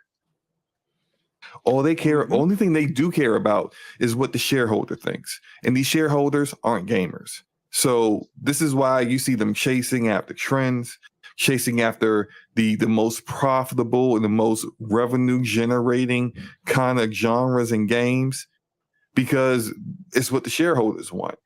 They don't want to anger the shareholders. This is why when we'll see them have record profits, record revenues, and then still lay off like 100 people. Yeah. I always tell people, like, when it comes to corporations, especially if you're a customer forward facing corporation, people that work at headquarters are always the first one, especially when it comes to like revenue loss and stuff. Those are usually always the first people to go, people that are in like, decent paying positions, because they could just hire, if the business picks back up, they could just rehire for those positions at lower rates compared to that's exactly what they're going to do. Yeah, yep. They're gonna hire those people back, new people back at lower rates, because they're not going to touch the customer side of it really, because that's the side that actually makes the money for them. And they may downsize some people that make too much money in that area, but they're not going to really make any huge changes there. But this is something I always tell, like some of the managers stuff that I work with. I always tell them about, it's like, listen, when it comes to year over year growth, because people fixate on that. They fixate on the customer base that walks through their door and spends money in it. Everybody's got a P&L. Everybody knows what it looks like. Everybody knows what you're supposed to do for a particular week, day, quarter, month, year, whatever. I always tell people, I say, listen, you are never going to keep up on a consistent basis with 15 to 25% growth year over year. You are going to, at some point, you are going to have a crash. I had that personally. I've been at GameStop, now 13, 14 years now. I have literally seen my growth crash 3 or 4, like at least 3 times over the 13 years I've been there, because you can only go up so far until you have that 1 year where it's like, yo, I can't sustain what I did over the course of the last 3 years, growing it every year by 5, 10, 15%, because they always going to want that bigger number. Now, when you finally reset, this is the thing. Are you good enough as an employee to validate them keeping you if you have that fall off? And that's across any unit. So that's why I always tell people, what can you do to impact the job that doesn't that revenue that you can't do with revenue, because revenue is something you can't control. People have to spend the money. People have to do this. You have to count on the consumer base, which is people like us in gaming. We're the ones that buy the games. But what are you doing to stand out, to do other things that they feel like you're irreplaceable? And, like in my job, I always tell people, like, hey, the controllables, what can you control yourself? Can you control like how much you're making off of people that do walk through your door? Yeah, there's some things you can do there. If you can kind of do that better than anybody else, then guess what? You'll be one of those people, like Slow-Mo said earlier. Oh man, yeah, everybody got to come back to work, but yeah, you good. We got to keep you. You gonna be the person that's gonna help train these next people to be better at the job that we do let go and stuff like that. So it's real interesting when you can sit back and just see the people that are expendable versus the ones that aren't. And then there's a lot of resentment that comes from that too, because some people, they know who those people are in the job. Everybody knows, like Slow-Mo know who that person at his job is. Luca know who it is. Everybody know in their job who's the expendable, who's not expendable versus everybody else. If they said, we got to close, we got to let some people go. Oh yeah, I'm looking around the room and I'm like, man, I already know what's going to happen here. It's unfortunate, but it's just kind of how business is at this point. It doesn't mean it, but it just starts at the top. They just have to, once we get away from this, I have to make more money than I made last year. Then that's when we kind of get back to like a stable economy and everything, I feel. But right now, people aren't spending money. It's Oh like yeah, with the cost of groceries being what they are, gas, oh my grocery. Lord. Like, look, dude, if you want, no, we talking about, like, I was talking to my wife earlier today. We want to go to Georgia to go see my brother-in-law. And I'm like, well, are we gonna fly or are we gonna drive? And I'm like, okay, there's 4 of us. How much is this plane ticket gonna cost us for 4 people? I'm like, I'm literally thinking about driving, because you're talking about what, $2,000 for 4 people to fly inside the continental state, United States of America. I'm like, we ain't going over to Europe or anything. But that's kind of what it is right now. So people are saving up for big purchases. And that doesn't change the fact that people are still spending money on things they shouldn't be spending money on, like things that they probably can't afford, but they're doing it because they want to feel, everybody wants to treat themselves. But, it's just the world we live in now. Yeah. Okay, but let's go ahead and take a look at these channel member topics. A lot of people did want to discuss the layoffs, which we did. I just ultimately, like, and people are talking about, like, don't use this for console war stuff. People are gonna use this shit in everything they can for console war stuff. All I can really say is that I hope the people who lost their jobs are able to find work and are able to get Facts. back on their feet. It's a very scary prospect being unemployed in this economy, especially. I'm talking about America because I don't know how things are everywhere else, right? But I'm just I feel for them. You know what I'm saying? I really do feel for them. And however you may feel about Sony as a corporation, Microsoft as a corporation, there are real people that work there, Like, Right. again, fuck the corporations, because the corporations are going to fire your ass, and they don't really consider the people there. And it also doesn't matter how successful you are as a company too, especially considering the success with Spiderman. The Success of Insomniac devs were super gaming. upset, Yeah. Gaming in I general. was having a chat with Porter Rock about it. Hey, Rock. I was more. Sony made this bed themselves because, as Sean Layden said, and quite correctly so, he was hundreds of spot on. Bear in mind, he said this ages ago. With each console gen, cost of games go up 2x. PS4 games cost 100 million to 150 million.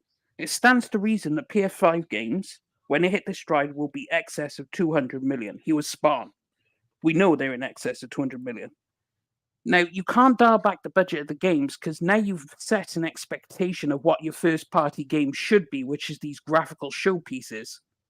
Right. So if you dial back the graphics, now all the PlayStation gamers who have this expectation that you've built since last gen, our games will be these graphical showpieces, these third-person action-adventure games, cinematic, all that.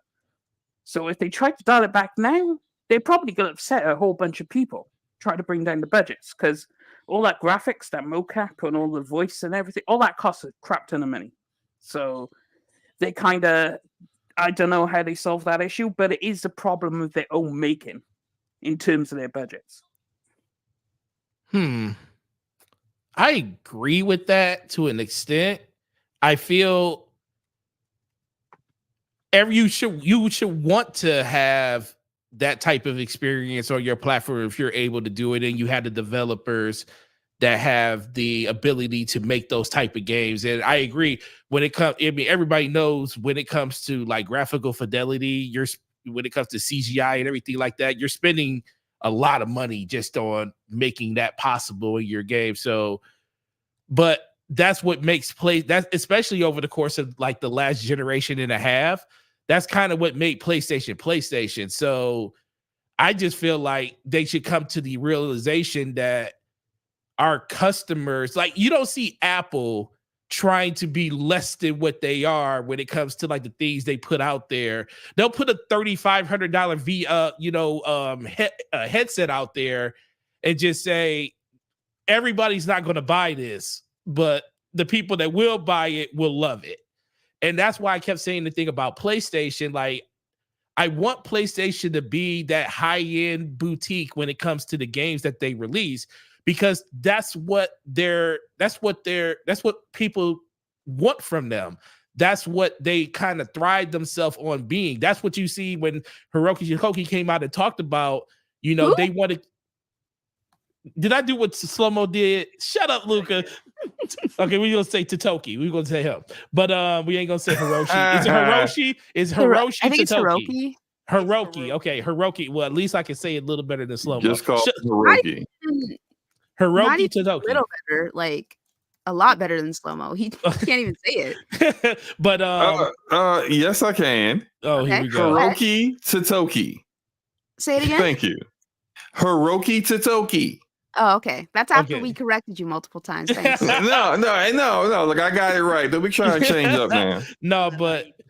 No, but like what he said is, he was like, you know, they just got to get the budgets in line, but they still want the PlayStation to be the star of the show, you know, but they're still going to leverage their ability to put games on other platforms like mobile and PC. So that's going to be an additive to where they're at now to bring more money into the ecosystem. But we already know the only way you're going to make more money or revenue is by either cutting costs, selling more games, or putting your stuff in more places outside of the PlayStation ecosystem in order to make other sales that you're not just making there.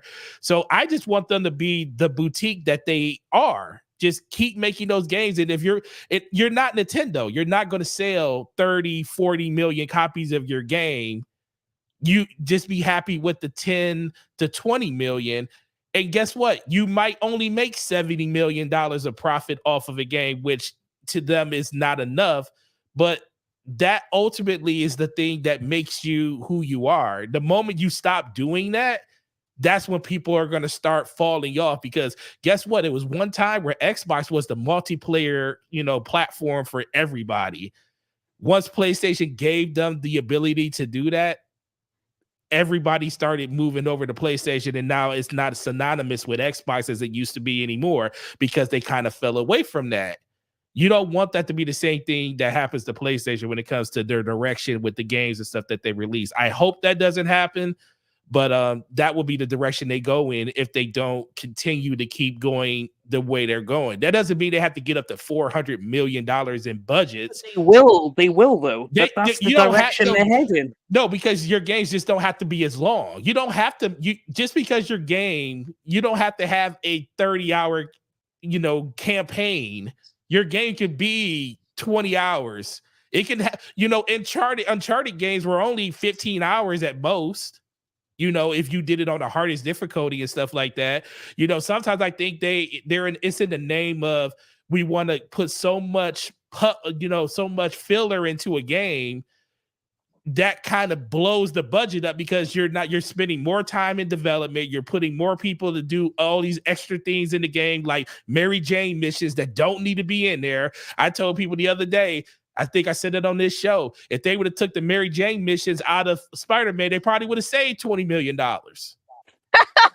you saved $20 million by not having that in there. So that's the thing I'm talking about. You don't have to have all of these extra things in the game. Just give people the experiences that they want at the quality that they want, and stop adding as much filler to the game. And then guess what? You might come a little bit better in line to those budgets that you have. But here's the problem. The developers might want to put all that in their game. Okay, so it's not going to work. Yeah. How do you balance it?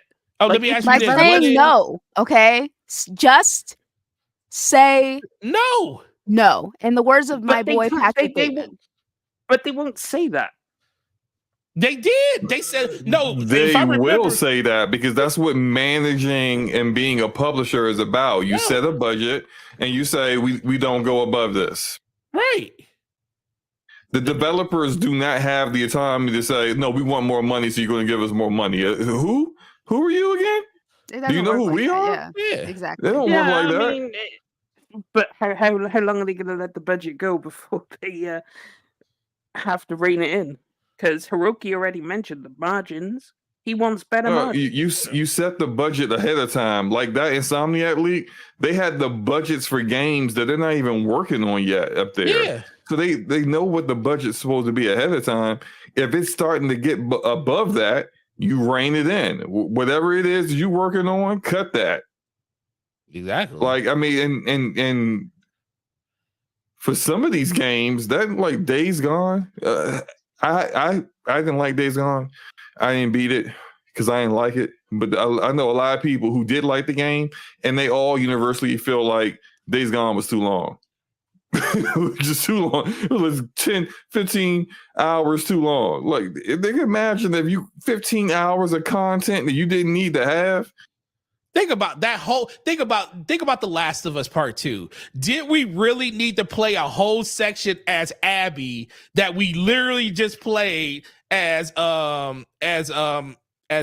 Did we literally have to replay that whole section that was like 7 hours? Could it only have been maybe 3 hours or 2 hours or something like that? You know, that's development time. Why did we have to have that in the game just so we can have added runtime on the game? Those are things those are the little things I'm talking about, because guess what? Games that are streamlined to an extent are kind of probably better overall, because it would just make people want to get back into an experience of just trying other games. Because guess what? If you finish Last of Us, you might want to jump into the next PlayStation game. Or guess what? You might want to jump into like the first one. Like, oh yeah, let me go jump into the first Last of Us. Let me go play these other games called Uncharted. And then you start trying their other games and stuff because they don't feel like they ran a marathon when they played the first one. But then is that trend of the industry where games just get longer now? Well, that's the thing, that we want to stop games being longer. Like, why is Assassin's Creed 100 hours? But you're right. See, but then that's an industry problem. So it's but yeah, it's an industry problem. But that don't mean that every developer and publisher, well, developers, if you let them run loose, they're going to do whatever they want to do.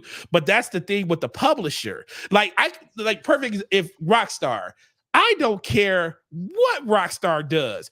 If Rockstar says they want to spend $500,000 or $500 million on their budget, or $1 billion on their budget for their game, guess what? If I'm Take-Two, I'm gonna let them do that. You know why? Because they're gonna probably sell 100 million plus copies of that game. They're gonna sell a bunch of DLC for shark cards for their online. I already have the data to say that people right now, 11, 12 years later on Grand Theft Auto 5, are still buying the game, and they're buying DLC to play online. I have that data already. So I already know what the player base is willing to do. So if you're looking at a game like Spider-Man and they're selling, look at God of War. God of War 2018, 20 million copies. So you already knew that 20 million is what we're going to sell. So what happens when you do God of War Ragnarok? It sells, I think it was just over, I don't think we got numbers since the updated 11 million that they sold over the first 30 days of the game or something like that. But who knows where that game is right now?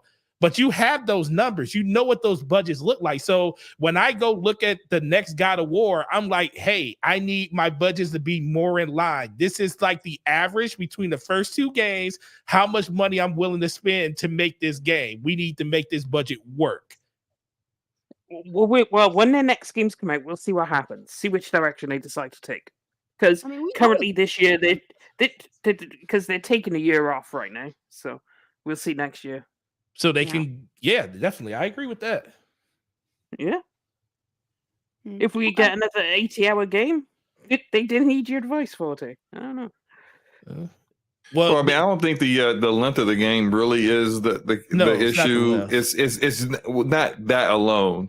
It's the length of the game plus like the visual fidelity and scope of the game. If the game, if you have a game that looks like, and this isn't a shade to it or anything, it's a game design choice and art direction choice. But if you got a game that looks like Octopath Traveler 2, you could have that game could be 80 hours and still cost less than a 30-hour Spider-Man experience, because the cost it didn't take 300 people to make 80-hour Octopath Traveler 2.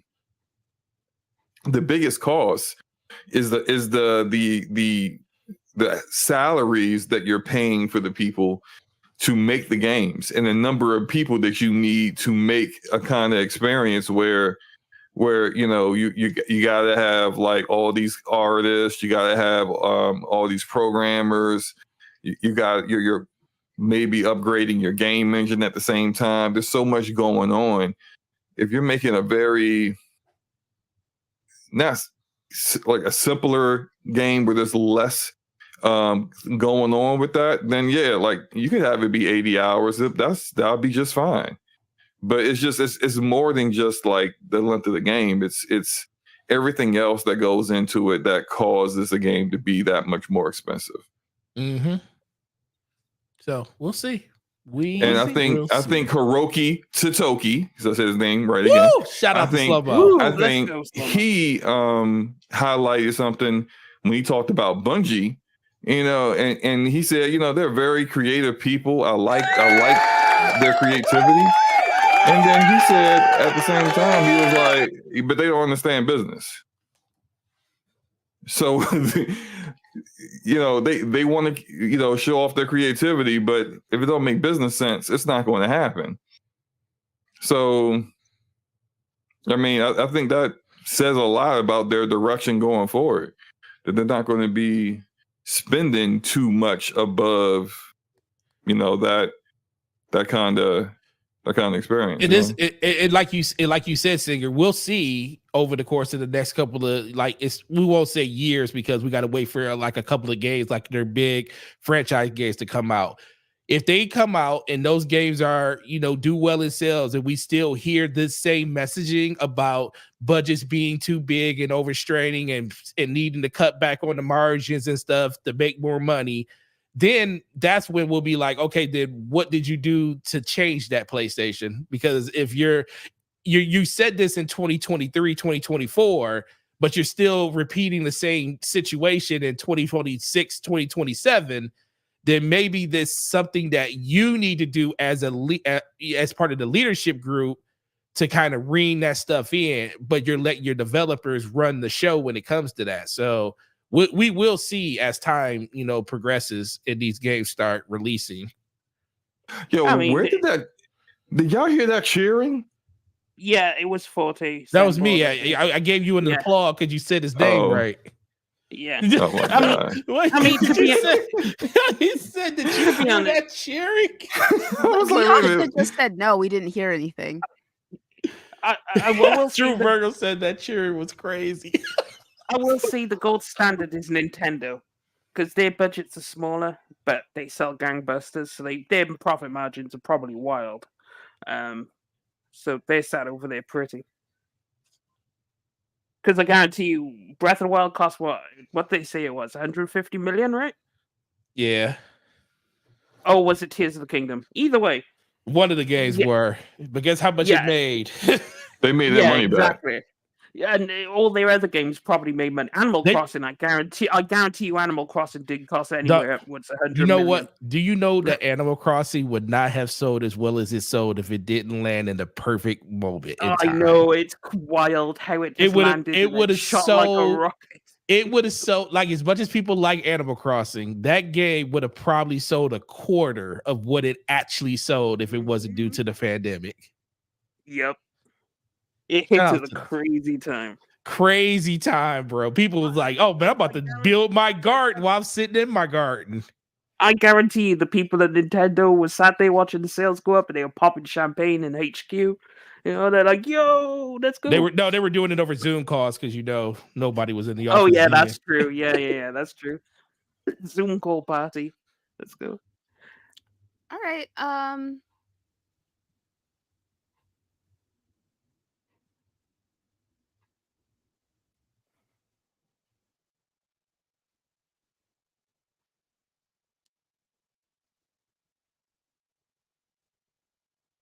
I just wanted to see how long we can go without saying anything before someone said something. No. Oh, well, wait for you. I was waiting for you to say Waiting for you. like we got it. It's like we turned it like we stopped and we turned it over to Driving Luca. me crazy Part of me is what y'all doing tonight. Multiple of me times tonight, we have had these weird, awkward silences, and I've been like about to be like, "Yo, the fuck are y'all doing?" Like, can someone speak? No BS. And No then BS. Luca's doing it on purpose, and it's just like I'm literally over here about to like flip out. But go ahead. I'm gonna keep it real with you. I'm gonna keep it real with you. I have been blanking out occasionally tonight, and I'm not doing it on purpose. Listen, my coworker came into the office sick, like he was hacking, coughing, like I saw him spit up, Mucus. Yeah. And Hey, yo, you gotta go home. I would have been rude. I've been like, hey, yo, bro, you need to go. Hey, Christopher. I like the fact that I saw now. spit coming out of his mouth, like, oh my god, like a big glob of it. And I have been having I've been kind of blanking, like I've been having like the sniffles, some brain fog a little bit. Did you almost have like, so my bad, Slow-Mo. I'm sorry. Did you almost have a hate dead air, convulsion? too. Did you almost had a convulsion right there? I when he almost started told him to coughing? fucking leave. I almost grabbed the computer and was just like, you'd have been justified in doing so, honestly. Like, but don't grab his computer. You just kind of point at his computer because you don't want his journal. Hey, you pick that up, take that with you, go home. Like, go home. Like, you can dude. work from home if you want, or you could actually do the smart thing, which is get in bed and rest and recover.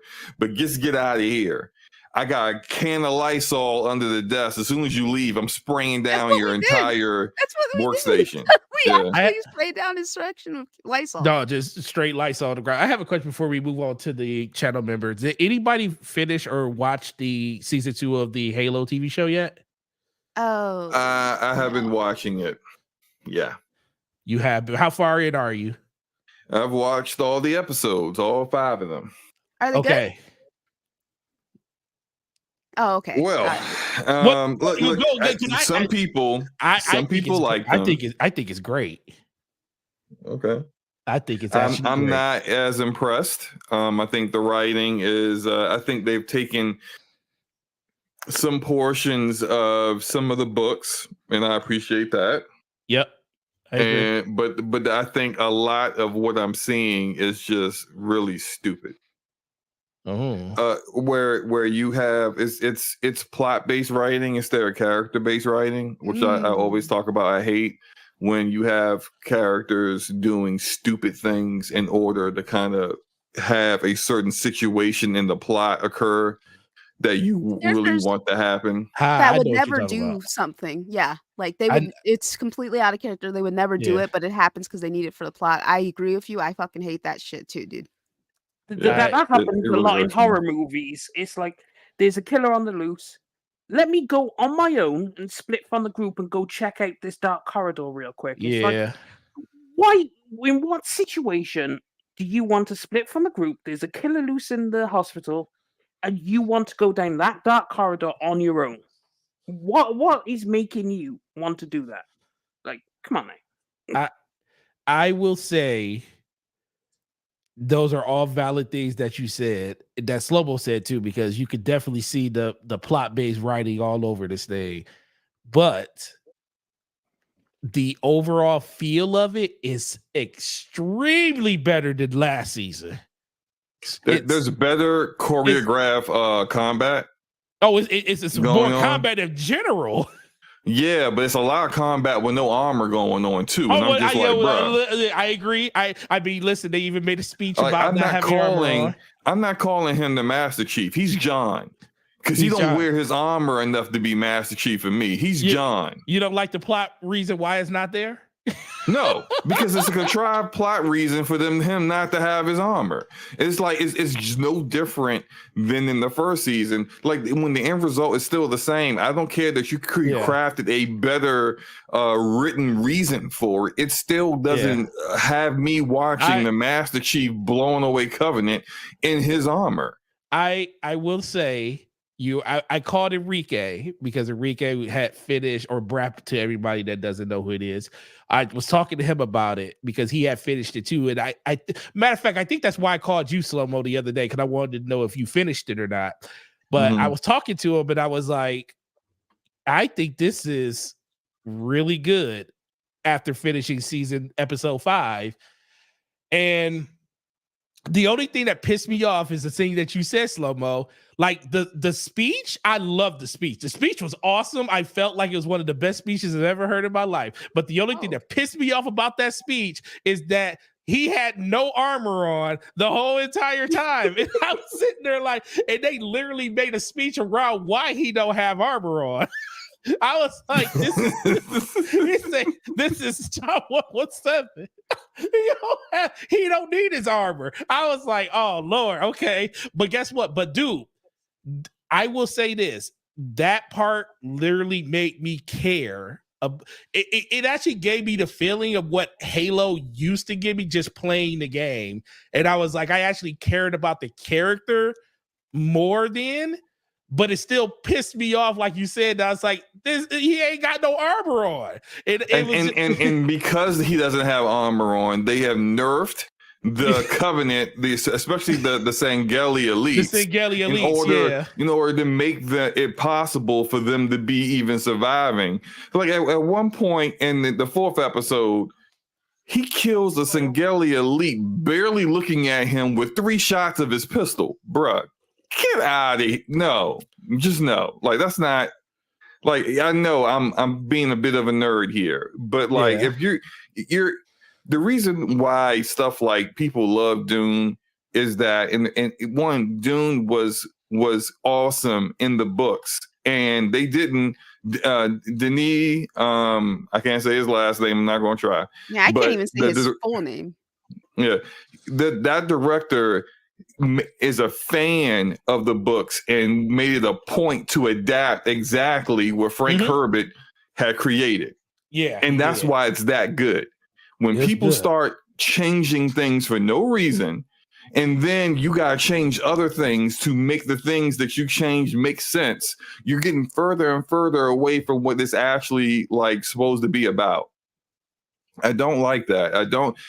I will say that where they're going, it seems like they're going with the second half of the season. I do like the book that is adapted from Ghost of Onyx. Whether they actually adapted correctly, I don't know. We'll have to see. But the way they depicted Reach, out of all the pictures of Reach, from the books to the Halo Reach video game to the other adaptations, this is the worst one. You know, the funny, they literally left the planet while it was still being attacked to go find the little boy. Get the what? Oh, like what are y'all doing? They like, went to go find Kessler. Yeah, it's just like, hey,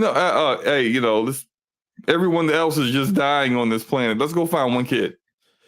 You would have thought you'd be joining in the war to find the planet, but Doesn't it feel like Silver Team is like the sub-in team for Noble Team in that game, in that movie, in the TV show? I mean, come on, Nautical. Yeah.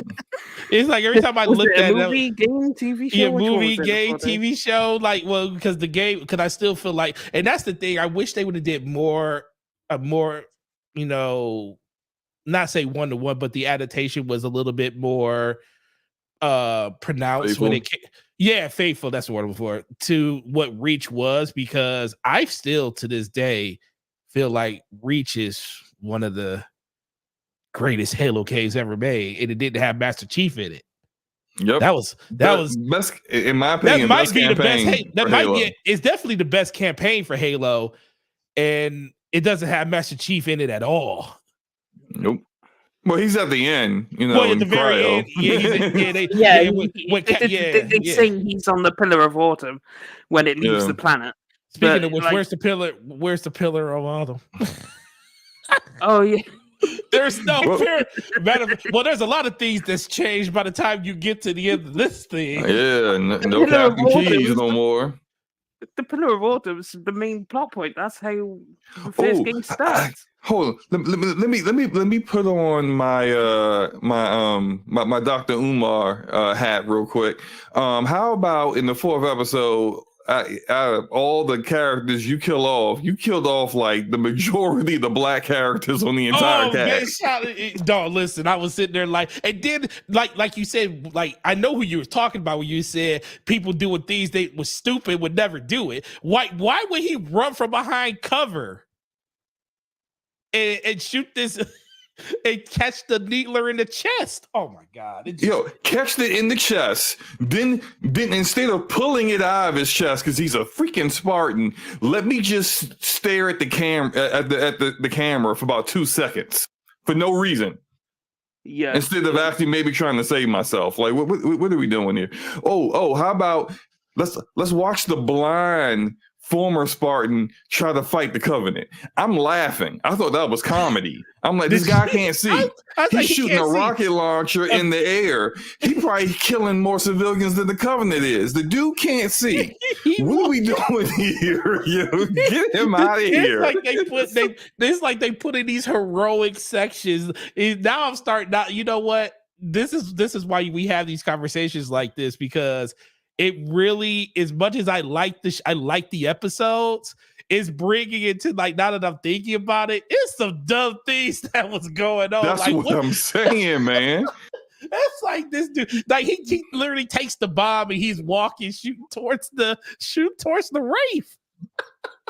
I mean, like, you're blind, brother. Like, I mean, they literally had to turn him and point him in the right direction of the enemy so he can kill himself. Like, what are we doing here?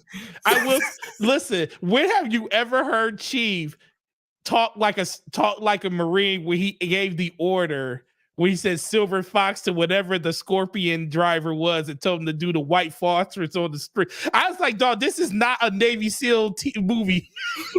I was like, he giving this elaborate order that I've never heard Master Chief in any video game give to shoot this white phosphorus on the bridge. Now the scene looked amazing because all you see is the scene Healy and all the Covenant coming across the bridge after the shell goes off. But I was like, it like plot wise, it made no sense. It looked cool, it just didn't make any sense. I God. don't know how they tarnish the Spartans, because it's like, oh man, because if you play the game as Master Chief, he doesn't give any orders. He only gives one-liners to rally the men. Like, right, I'm going to give the Covenant back their bomb. Permission to leave the station. Like, that's all he needs to say, because he's a badass one-man army. And when did Halsey actually get a heart? After when she saw what was about to happen to Keys, she all of a sudden started crying like, Keys, no, Keys. But she literally told her daughter in like episodes before that, like, you know, my job, I didn't get too close to you because, you know, my job, you know, the job is saving humanity, not caring about my family. But all of a sudden, when you see what's about to happen to Kids, you're like, Kids, no, take me back. What? I'm like, yo, what's really going on here, bro? Halsey's never had her. If you played Reach, when you interact with her, she's a complete bitch. Yeah, no heart with her one arm. None at all. She's like, I don't Hazley's a monster. Captain Hazley's a freaking monster. Yeah, she needs to catch a bullet in this TV show. Man, that would instantly give it the extra points for me. The thing is, I mean, I wanted to do that in Reach, talking to her, and it's like, all of you are expendable. He made a choice. You're the important one. That's what I was hoping. That's what I was hoping. You know, when Jun goes off to protect Halsey, I was just hoping he puts a bullet in her. Just walks away and like, job done. All right.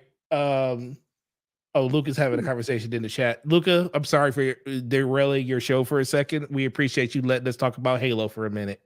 Oh yeah, man, no worries. I mean, if you want to, I'm not gonna let it be dead air. So I just want you to, because I knew you probably was gonna be like waiting. So the Hatchet Man, the Hatchet Man from Japan, cutting the fat at PlayStation, what it means for the future of its games. So I don't actually think this is going to affect the future of PlayStation games. I think it's going to be business as usual, because unfortunately, firing people en masse is business as usual in the tech field. You know what I'm saying? I mean, what do you guys think? They're still going to be spending an astronomically large amount of money on making their games. So we all saw the budget plans for the future Insomniac titles, even though I think it's gonna be business as usual, personal. Now morale might be down internally, but it's for the games. I don't think they're gonna suffer. I don't know. There will be new people at these studios if it deems necessary for them to spin up some more people for development at a lower cost. I still don't think Spider-Man 3 is going to have that 385 million price tag. I just no. It might, but Plans change, like Phil Spencer said when their stuff got leaked. Yeah, plans change because that is a crazy price. So that tag. was a Jim. They gonna say that was a Jim Ryan budget. That budget ain't that's not a Sony, SIE budget anymore. The thing is, how could it be Jim Ryan, the man who crunches the numbers, who made the European branch of PlayStation super successful, tons of money? How can this guy get his budgets wrong? I don't know. Well, I don't think his budgets were wrong. I just think that he miscalculated the industry at this point, when he made those decisions to get all these studios to switch, not to completely switch over, but to start, parallel developing, live service games on top of the games they were already making. That's a huge budget restraint that happened to all of these studios. And then it kind of ballooned their budgets a little bit more. And the fact that they cut, at least half those experiences from ever coming out, that's still dead money on the books. So his bet on live service and thinking it was going to be just as prevalent, in 2021 in 2024, 2025, like it was in 2021, I think that was the biggest miss for them. So I don't think I disagree. I think live service is something they're still going to invest in. No, they're still investing in it. Yeah, because if you look at like what's the biggest like revenue drivers on these platforms, it's live service games. Live service games. But the problem is that it's the same live service games that it was 3 years ago. Like there's very little change in those like top 5, even there's like top 10 games, and it's really difficult to break into that area. And so when you're trying to make content that can actually steal players away from Fortnite or Roblox and Minecraft and Apex Legends and Call of Duty Warzone, I mean, I'm listing all these games right off the top of my head because every single month where Circona/NPD comes out with their numbers and they show you what are the highest concurrent player counts ranked per platform. We see the same games on all the platforms except for PC. PC will have some PC exclusive game in there, like League of Legends or Valorant or something like that, or whatever. That's the thing. A new live service game, Valorant, very new, roaring success. So you can do it. You can't. It's that possible. It's just difficult. No. Yeah. And bear in mind, that is Riot Games doing it, and they know how to make a live service game, aka look at League of Legends. 12 years, and it's got, as the latest this year, it's got 160 million active players in a month. 160 million people will play the game. Like, hey, they know how to make a live service game. So yeah, sweet man. Yeah.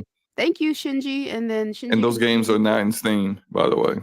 Continue with Final Fantasy VII Rebirth being better to play in fidelity mode. What happened to 4K 60, y'all? Oh man, not like this. It is not better to play in fidelity mode. I'm gonna tell you that right now. Shinji Duo. What happened to 4K 60? You was never getting 4K 60 on PlayStation anyway. Name a game that's native 4K 60 FPS on PlayStation. I'll wait. I'll wait. You ain't gonna find one. Yeah, you ain't finding it. You getting that on PC. You ain't getting that on PlayStation, sir. So what we wanted was a 60 frames per second game that didn't look like I need glasses. Like I might need to go get my eyes checked. That's what we wanted. You don't like seeing Vaseline smeared on the screen? No, not at all. And then the fidelity mode, it'd have been fine if the not fine, because 30 FPS isn't fine.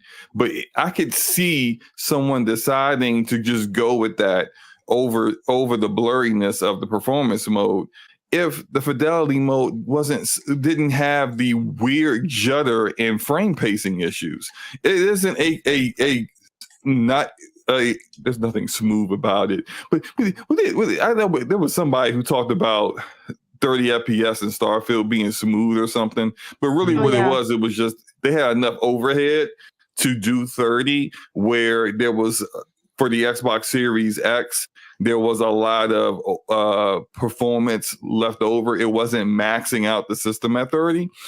And that's just not happening right now. I don't think it's an issue of the PS5 isn't capable because clearly we see better looking games out there than Final Fantasy Rebirth that are doing, that look way better and are doing 30 and 60 just fine. The problem really is that Square Enix is using probably a really bad implementation of an upscaling from 1080p on performance. They got an old engine in Unreal Engine 4 that's outdated at this point. You're not getting any of the advancements that we see or now used to in gaming from Unreal Engine 4 because Epic isn't doing that. Epic is trying to make Unreal Engine 5 better. So you add that all together with a, sorry to say, limited hardware. I need y'all to understand that all that cap they sold y'all about the PS5 being is not ain't that powerful, bro. It's not that powerful. You have a freaking 2070 super equivalent.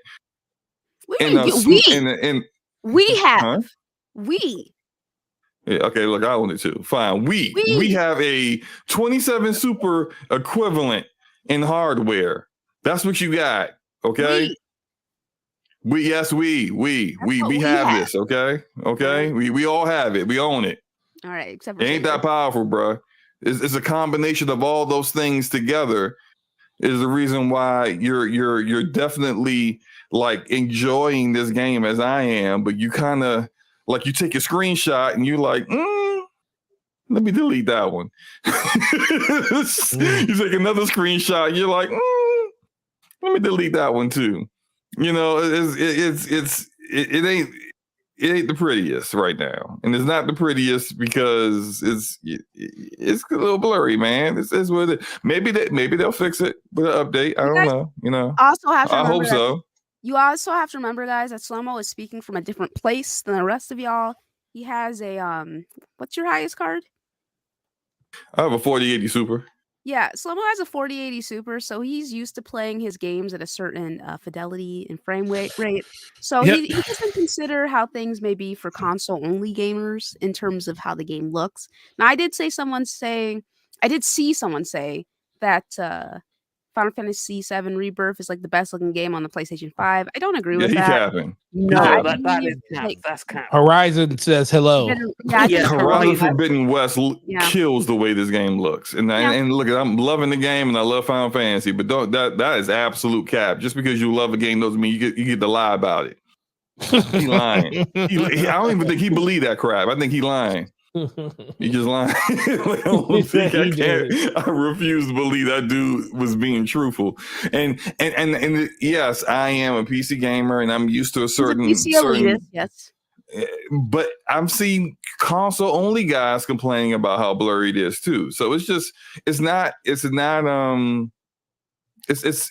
something that I hope gets fixed, but it's not it ain't perfect, and people just, it's not wrong to admit the performance mode is blurry and the fidelity mode is jittery. It's okay. Like, it's not a perfect game, but that doesn't mean it can't be a great game.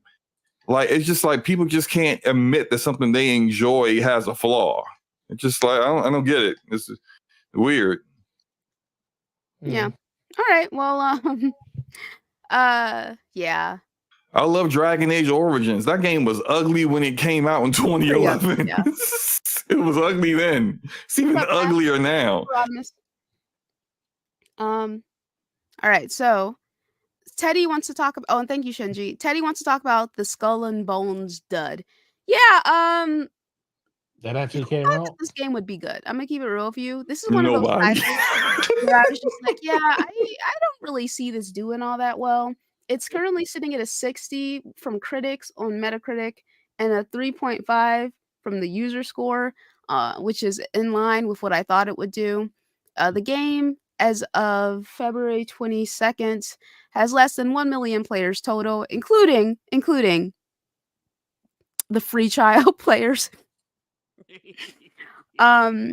The free trial players. It's funny. I mean, shout out to Skull and Bones. You know, people who enjoy it. All 12 of y'all. Yeah. I will be honest. Thanks to Xbox, they actually have a real pirate game now on their platform where you can actually get off your boat and do pirate things. So there we go. Xbox solved your problem for you. They gave you an actual pirate game. There we go. Okay, so it's Ubisoft's first it's Ubisoft's first and the only and last quadruple A game by its CEO. The game at that time had 850,000 players, all right, which includes those who opted to play the game with the 8-hour free trial provided by Ubisoft. So the players seemed fairly engaged at the start. I'm very curious to see what the player base is sitting at now that there's been some time. The game is sitting at $70. I personally, based on how it looks, I don't think that it ever was going to do all that well. This isn't I really can't believe they priced it at $70, I know. man. That is delusion town. Like, what are you thinking? It's because of how much money they man. spent to make it, dude. I know, but how much they money they spent is based off on the fact that it was in development hell for so long. They should just cancel the game, man. I don't know why they didn't. Yeah, so it's flop-tacular over at the Ubisoft camp. I don't feel bad for them. I don't feel bad for them. Yeah. Stop spending a shit ton of money and then releasing garbage, dude. Like, this is just stop it. Like, come on, man. If you want ship-on-ship combat in the pirate setting, just go play Assassin's Creed Black Flag. There we go. Yep, people love that one. Oh, it's amazing. Black Flag is the best Assassin's Creed. Yeah, the CEO said the game was going to be quadruple A, and he justified the price tag. So, what's the CEO's name? Yves Guillemot, right? Mm-hmm. Yves. Yeah, that douchebag. I can call him a douchebag. He's clearly a douchebag. Yes, they were covering up sexual harassment. Yeah. After that, screw him. He's an asshole. Mm-hmm. All right, so Saber Interactive and Gearbox are being sold off. Not really a surprise. Yeah. Given how things are going in the gaming space right now, this is one of those things that it makes sense to see it. You know, it's not shocking to see. You know what I'm saying? He continues with Meepuppet continues with, is it a good thing or is the gaming apocalypse / game crash? I realize there's no actual game crash. I'm just asking questions.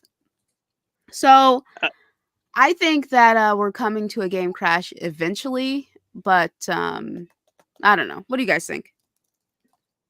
I don't think we're going to have a game crash. I think getting into next year, things will stabilize as far as not seeing as many layoffs, and that retention and turnover will go back to normal. But I think Embracer is kind of a special case because they made a lot of special decisions with just buying everyone and anyone they could. Yeah. Without any forethought on how this is supposed to work. What's your business plan? What's your design? How are you going to support these studios? And I mean, they bought Gearbox for $1.1 billion. Gearbox wasn't worth that when they bought them. Like, they really let Randy Pitchford hit them with a magic trick and convince them for that. Because as much as I love Borderlands, like, Gearbox has not made a good Borderlands game in forever. And they just keep remastering and re-releasing with different, like the Vault Hunter Super Edition, and it's just like it's the same games, man. You just keep re-releasing them like you did something different, and you didn't. And they bought them for 1.1 billion. They're from what it said, they're going to sell them for 500 to somebody. I think it's probably Take-Two/2K because they have the publishing rights for Borderlands. And they're probably a little concerned with all the turmoil going over there. But like, there's them freaking Saber Interactive sold for 500. I mean, like they're bought out independent for 500. Like all their best studios, they're bleeding, and what they're going to have left is just like very small studios that probably barely ever made anything that people found worthwhile. They're not going to be around. And I think that's something that no one else was really doing but them. I think they really kind of put themselves in that kind of position. Yeah. All right. I yeah, think- absolutely, Luca. I think Saber I going independent, which they would be now technically classed as independent. I think it's nothing but good for them because being under Embracer is probably the worst for them. And now they can actually go about and probably make the games they want. I don't know what the people bought them for, what the rules are for them now. But it's got to be a significantly improved situation compared to being under Embracer. And now they've got rid of Saber and they've got rid of Gearbox. How long do you think it's going to be until Crystal Dynamics and Eidos Montreal, GTFO? Probably before this year is out. I think before this year is out, we'll know the fate of Eidos Montreal and Crystal Dynamics. I think I've said it ever since that Embracer bought them off of Square Enix that I think Microsoft wants them. And it's kind of like telling that both studios are doing support work for Microsoft Studios. So yeah, it just makes sense to me that they may want to try to like acquire them at some point. And at this point, it'll be like a super discount because, well, maybe a super discount for Eidos Montreal. They may come pretty cheap, but I think Crystal Dynamics likely will come with the Tomb Raider IP, or at least rights on the video game side, because Tomb Raider also is a big enough IP now where you got movies. And I think Amazon is doing a TV show of Tomb Raider. Yeah. So, like, they don't care about none of that stuff. Microsoft's never cared really all that much about, like, financing TV shows and movies, but they will care about the IP on the video game side of things. So that might be a little bit more expensive because you're getting that with Crystal Dynamics, but yeah, it's still going to come out cheaper than it would have if Embracer wasn't bleeding money right now. Yeah, I was thinking that because I want it to happen. I want them to get out from under Embracer because I want them to make a new Deus Ex. We need one. I want one. Yeah, Fans of the genre want one. Yeah, that would be cool. So get them out from under Embracer because they're not going to be making one under Embracer. That's a fact. So yeah, they already canceled it. So put them under someone who will make it, even if it's Microsoft, and let them make a Deus Ex, and I'll be perfectly happy. But Embracer's just falling apart. How long do you think it's going to be until Embracer completely collapses? Or don't you think it'll ever completely collapse?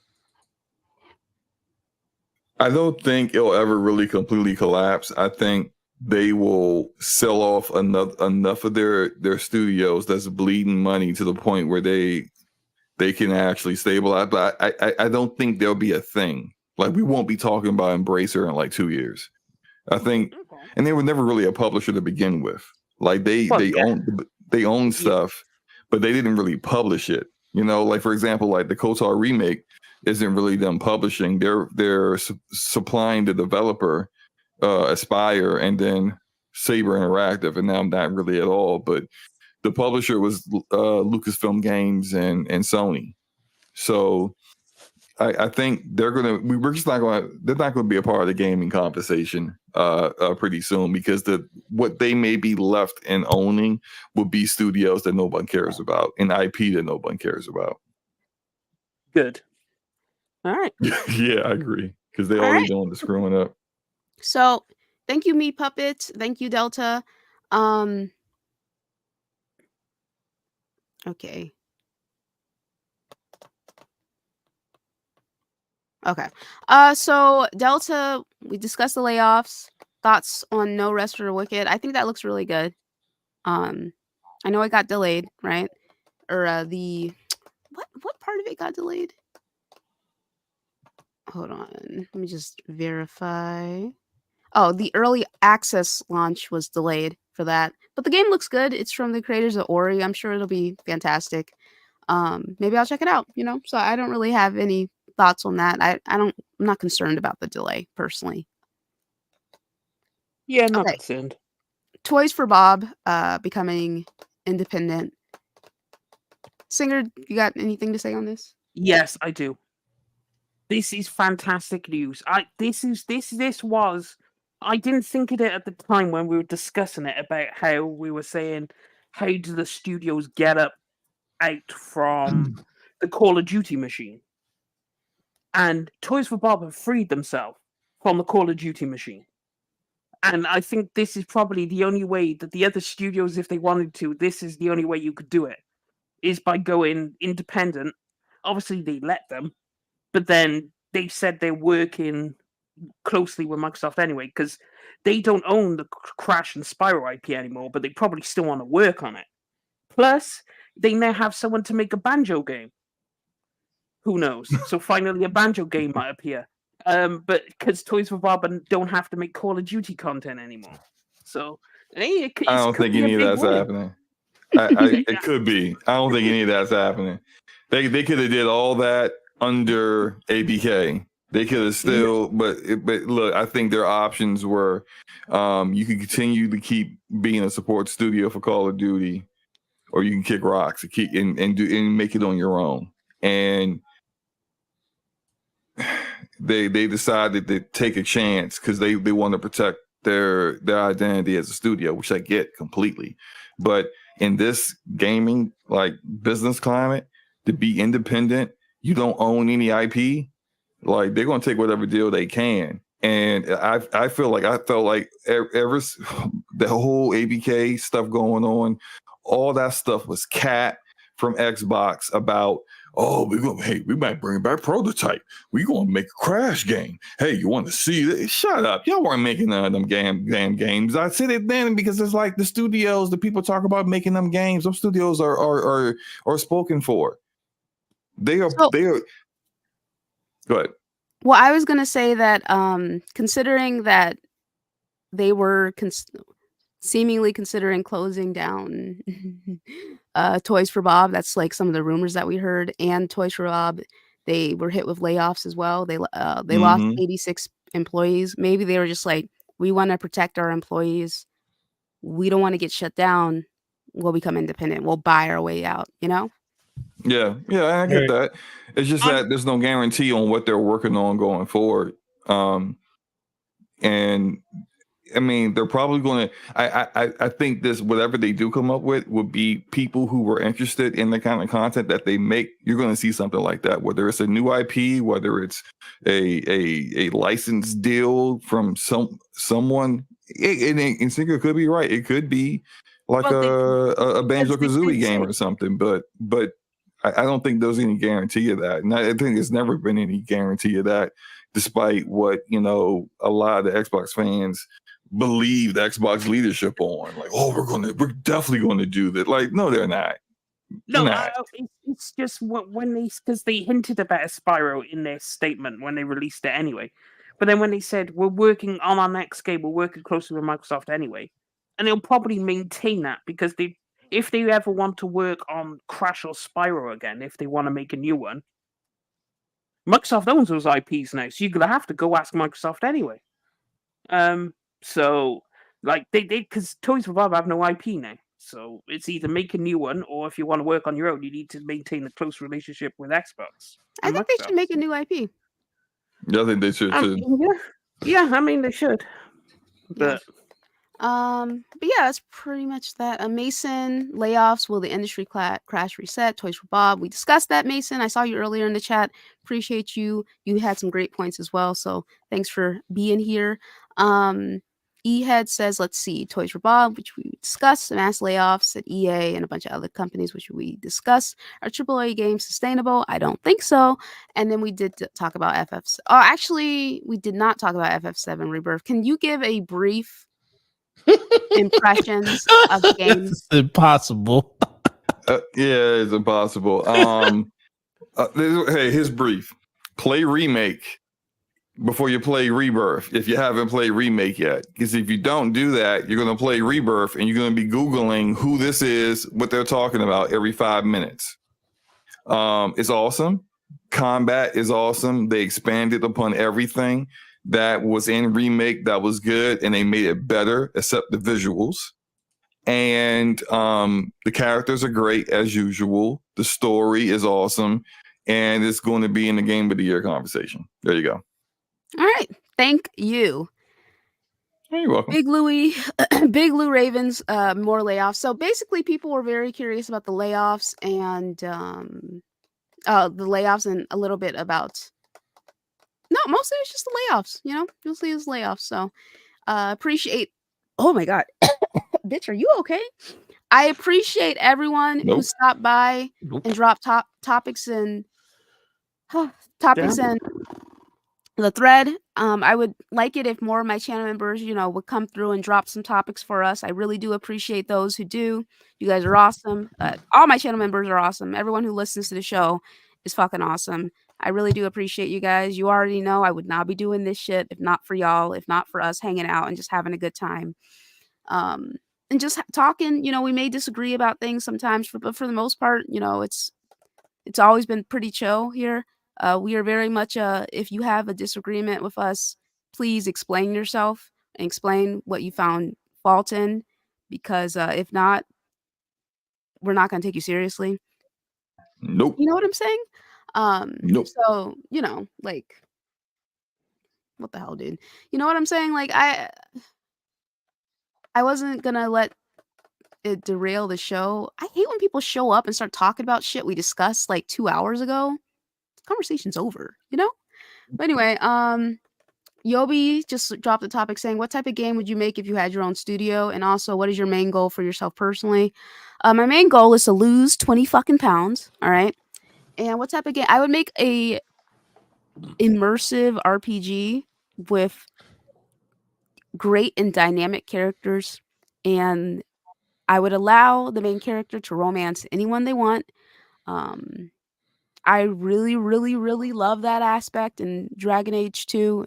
It's like the only game I can think of that lets you romance anyone, regardless of the gender you are. And I guess Baldur's Gate lets you do that too. Singer, I'm asking. It does.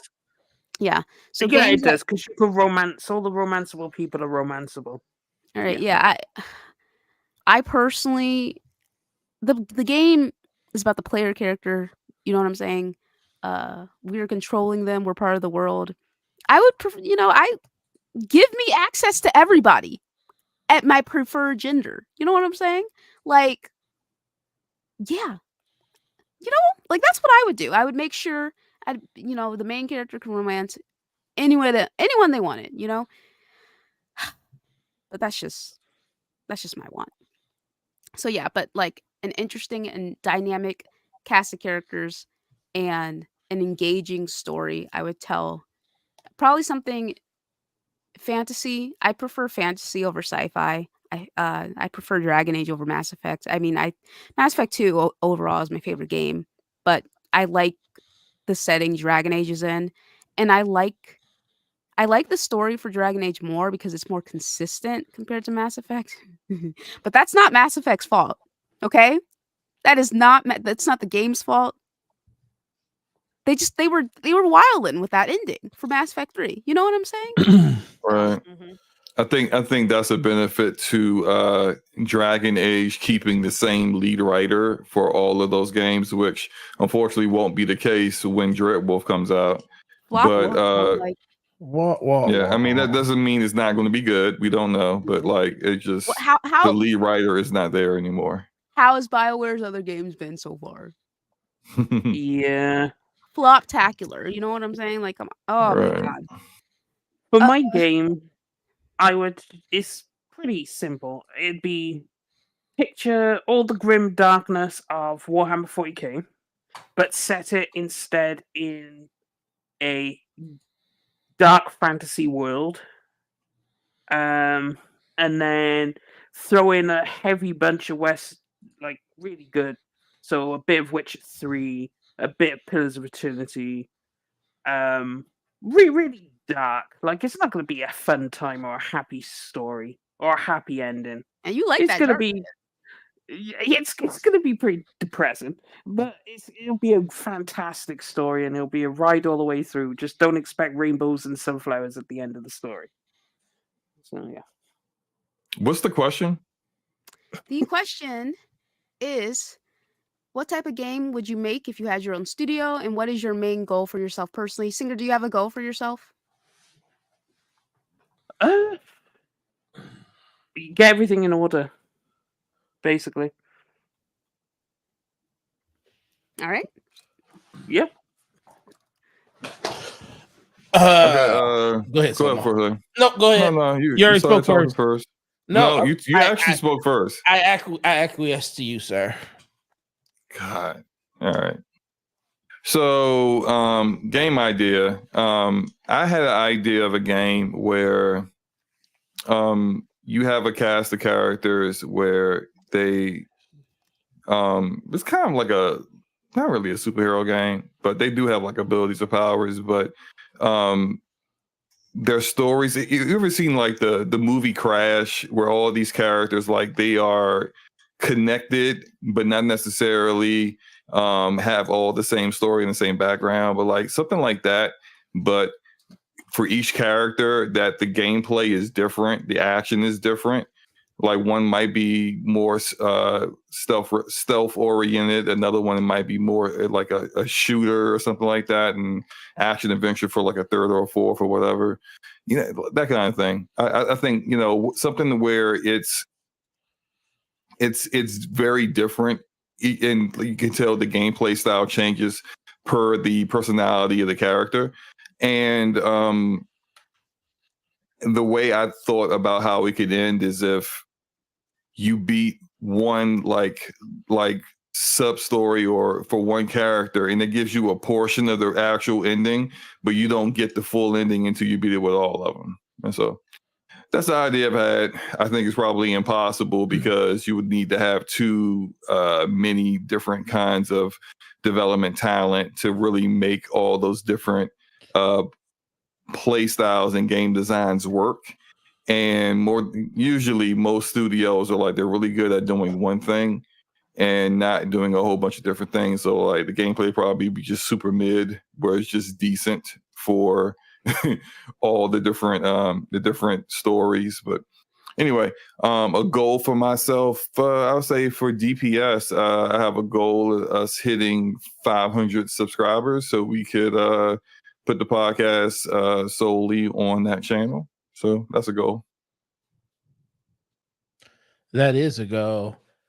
So, I love how you guys actually came up with ideas for a game that you would develop like just like that. I have. Oh yeah, I've been thinking about it. Yeah, I can definitely tell y'all been thinking about it. I don't know. It's just for a game like I've always been into aviation, and it will be a game built around that when it comes to.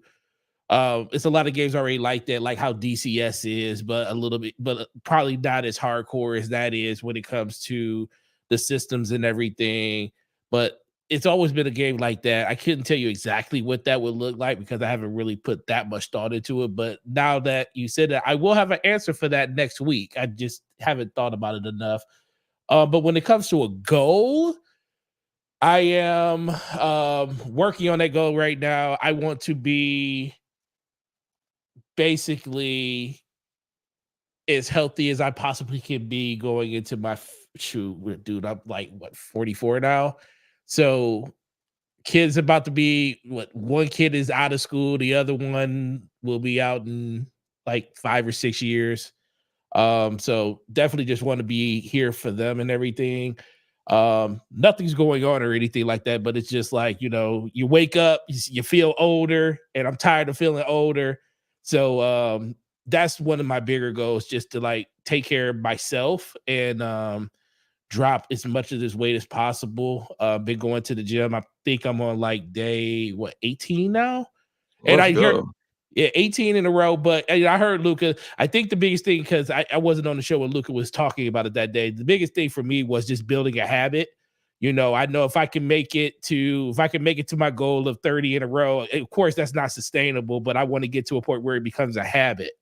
And I don't feel like I just feel like I'm making myself go. Because I'm getting to that moment now where sometimes I'll wake up in the morning, go to the gym, and then when I get off work, I want to go into the gym because I'm so used to it now. So it's all about building a habit. So my goal is like to get to that 30, and then I can build my schedule the way I want to build it, work on particular things, probably go 2 to 3 times a week. It'd probably be what the goal I'll set for myself after that.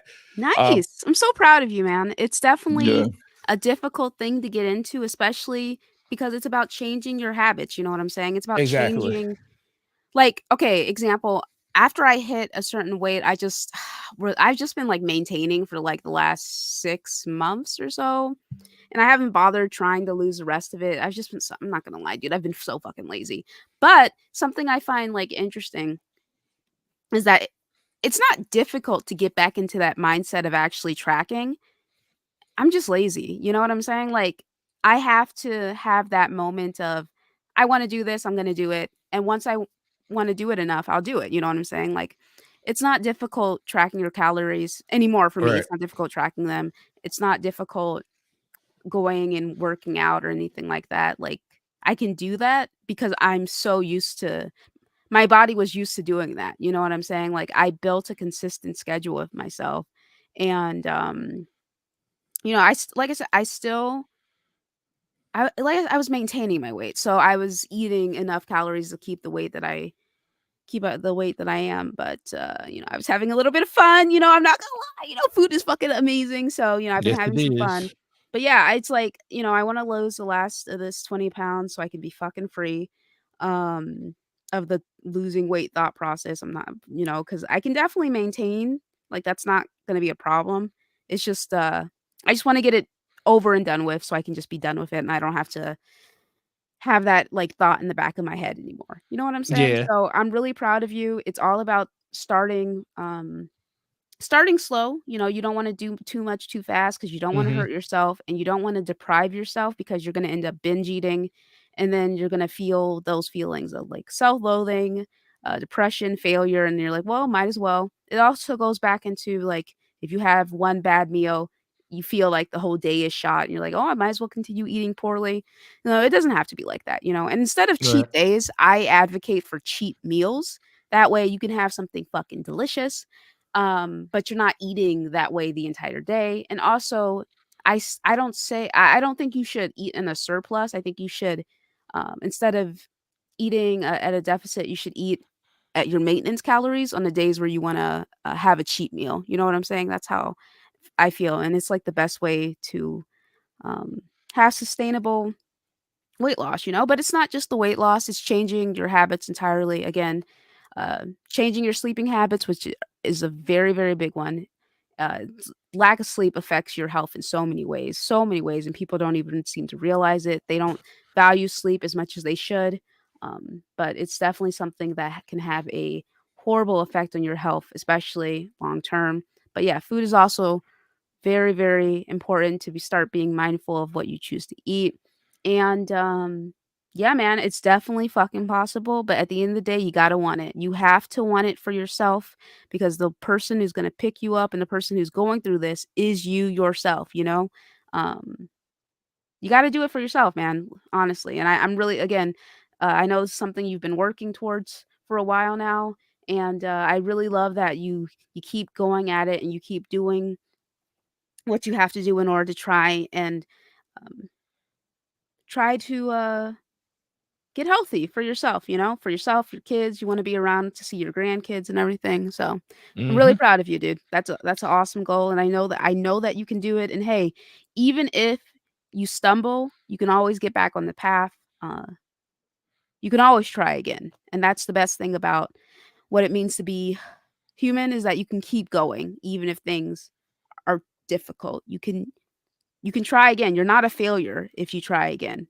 So Yeah, I think that's the misconception of it all because, a lot of people, it's all about starting. And once you start, a lot of people feel like, well, if I fall off the wagon, well, there it goes. Or they look at a situation and say, well, I'm going to start doing it this day. And that was something I always did. It's like, oh, it's the holidays. It's about to be Thanksgiving. I'll do it after Thanksgiving, or I'll do it after Christmas. But then it got to a point where I was like, I keep saying I'm going to do it here. I'm going to do it there. Just do it.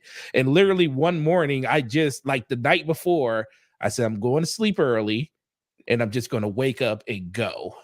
And I just went, and then just going turned into going the next day, and then going the next day. And then I start, and then, listening to positive reinforcement and stuff like that, listening to other people. And then when you come very driven to actually want to see how other people are doing it, YouTube does a great job in serving that up to you when you're looking at it on a consistent basis. It kind of just pushes you to keep wanting to go and go more. And yeah, so that's where we are now. So that's the long-term goal. And of course, the short-term goal is, like Slomo said, building the channel. And even on my own channel, 2 videos a week is the goal that I set myself for, just to get back into the swing of that. My whole thing is I'm a super procrastinator. I just want to, when I go to work, I want to work. I want to come home. I want to come home and enjoy games. But sometimes you have to do things outside of that mean a little bit more to you. Video games ain't as important as your life and as your well-being. And especially if you want to have some type of, influence on YouTube, you got to be consistent with it. So those are the 2 things I focused on and the things I put into practice. So I appreciate everything you said a couple of weeks ago, Luca, about it. And it kept me going because that was a week ago. And trust me, there's been times where I was like, I want to sleep in, but I just went ahead and got it out the way, and I felt good for just doing that. yeah, honestly speaking, it's like and even on the weekends, you should wake up at the same time on the weekends that you do during the week, and that way you're not a fucking wreck by the time Monday comes around or whatever your work day starts. Yes, or work ma'am. evening. So yeah. All right, guys. Thank you so much. So shout out to Yobi, King Metrotron, Outlaw, Capono, Gregor, Lionel, Texas Lean, Light Shadow, Blue Mustang, Tristan, Kenneth, Corey, and Bandy, Drab, Iman, Amar, Damien, Mr. Dolo, Tevin, Ronald, Dealer, MJ, Dirk, Meat Puppet, Scroat, Lord Drenza Stone, Kenny, DC, Big Daddy, Smitty, Sub Negro, Jazzy, Dominic, Duckman, Sycamore, Zion, Brisky, Light Strife, Papitio, Nautical, Jet, Envy, Slomo, and Hannibal. I did want to say this.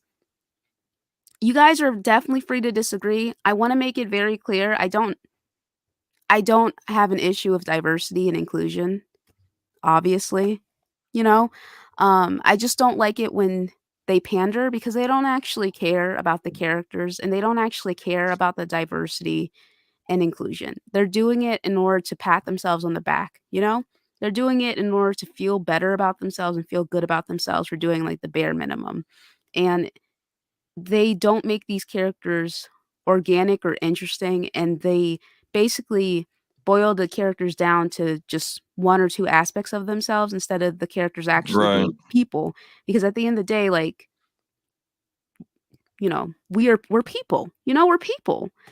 And I just think it's unfortunate. And I also am not how do I say this? I'm sorry. I don't like it when they try to pander. I don't. Like, I just think that there's different ways to do it. I don't think there's an issue with like obviously I don't have an issue with marketing things to certain demographics. I'm all for that, but it's just the way that you approach it and the way that you handle it. There's a right way to do things. Yeah, there's definitely a right way to do things, and there's fantastic shows that are example examples of that. So if random person who I've never seen before who came into my chat who was like, you guys are wrong, you don't know what you're talking about, you better not be in my fucking comment section, because you had the chance to have this discussed and addressed here. And if you come into my comment section and do your little spiel, that just tells me like, okay, so you didn't want to talk about this live during the show. You wanted to wait until there was you commented, and then I might not respond to the comment. Like, come on, man. Like, I don't like stuff like that. But it's also not that big of a deal. It's fine. So exactly.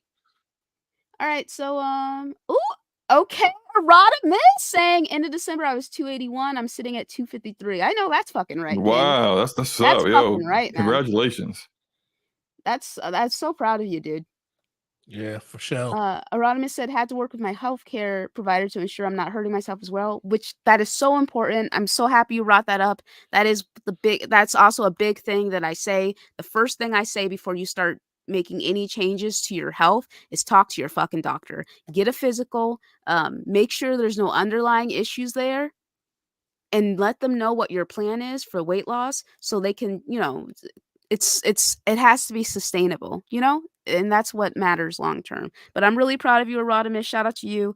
Erodimus and his wife go walking not walking, they work out very often. So Oh, that's even better. They do it together. That's that because that's motivation. When you have a partner that to work out with, if in days where you don't quite feel like pushing through it, they might be able to help you get there. So that's good. yeah. All right. You guys go check out Blaze's channel. Shout out to Blaze. I actually bought one of his hoodies.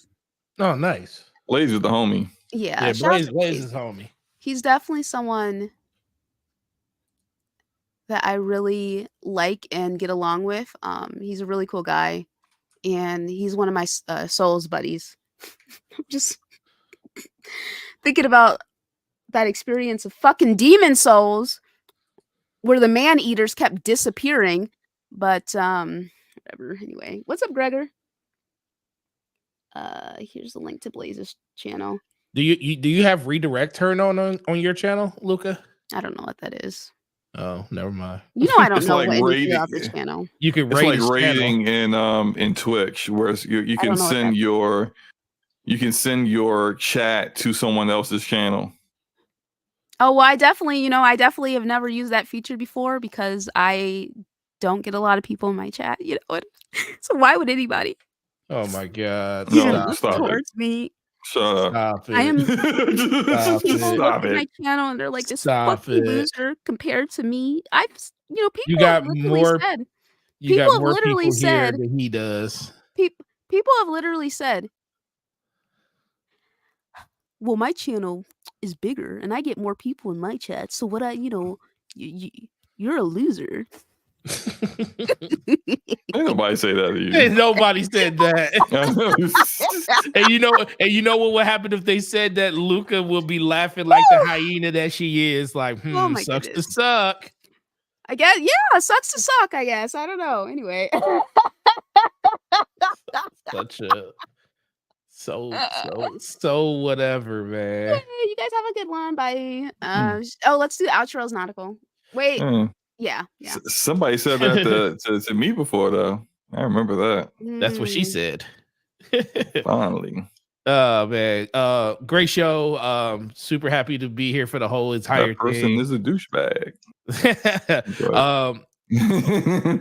check out the YouTube channel Gaming Forte. Been putting up content over there for the last couple of weeks. Really appreciate anybody that showed up. DPS podcast with the homie Slow-Mo was 2 days ago. Really great show. Had Game Logic on, had some really good conversation. It went to 12:30 in the morning, which is crazy. It was a great show though. We had fun. And please go sub to the Damage Per Second podcast channel. We started streaming over there as well. So anybody that wants to see DPS on a consistent basis, once we move it over, that's where you're going to find it at. And Luca, once again, really appreciate you for everything that you do. And can't wait to do this again next week. All right. Slow-Mo? Yo, great show as usual. Had a good time. As Forte said, DPS podcast. Check out the channel. If you're a fraud who wants to play Rebirth, but you don't want to be bothered to play Remake, I streamed the entire game. I have a whole playlist for it. Watch it. Pretend like you actually know what's going on and you played it. Hey, do what 90% of the community does anyway, and just watch it on YouTube. And Slowbo backslap on everything. So that's YouTube, Twitch, Twitter, TikTok, OnlyFans, all that good stuff. Yeah. Excuse me? Huh? You thought you were gonna slip that in and no one say anything? What? Oh, the OnlyFans. My bad. I didn't mean it. I didn't mean to promote that. Oh, okay. That's for a different time. Oh, okay. Yeah. All right. Go ahead, Def's finger. What up? Shout out to the longest show of the year by far this year. Oh yeah, so far. So far. And very let's not make impressed, this very a fucking habit. Well, I mean, if the conversation is good and the people are Yeah. going, then we're going. You're right.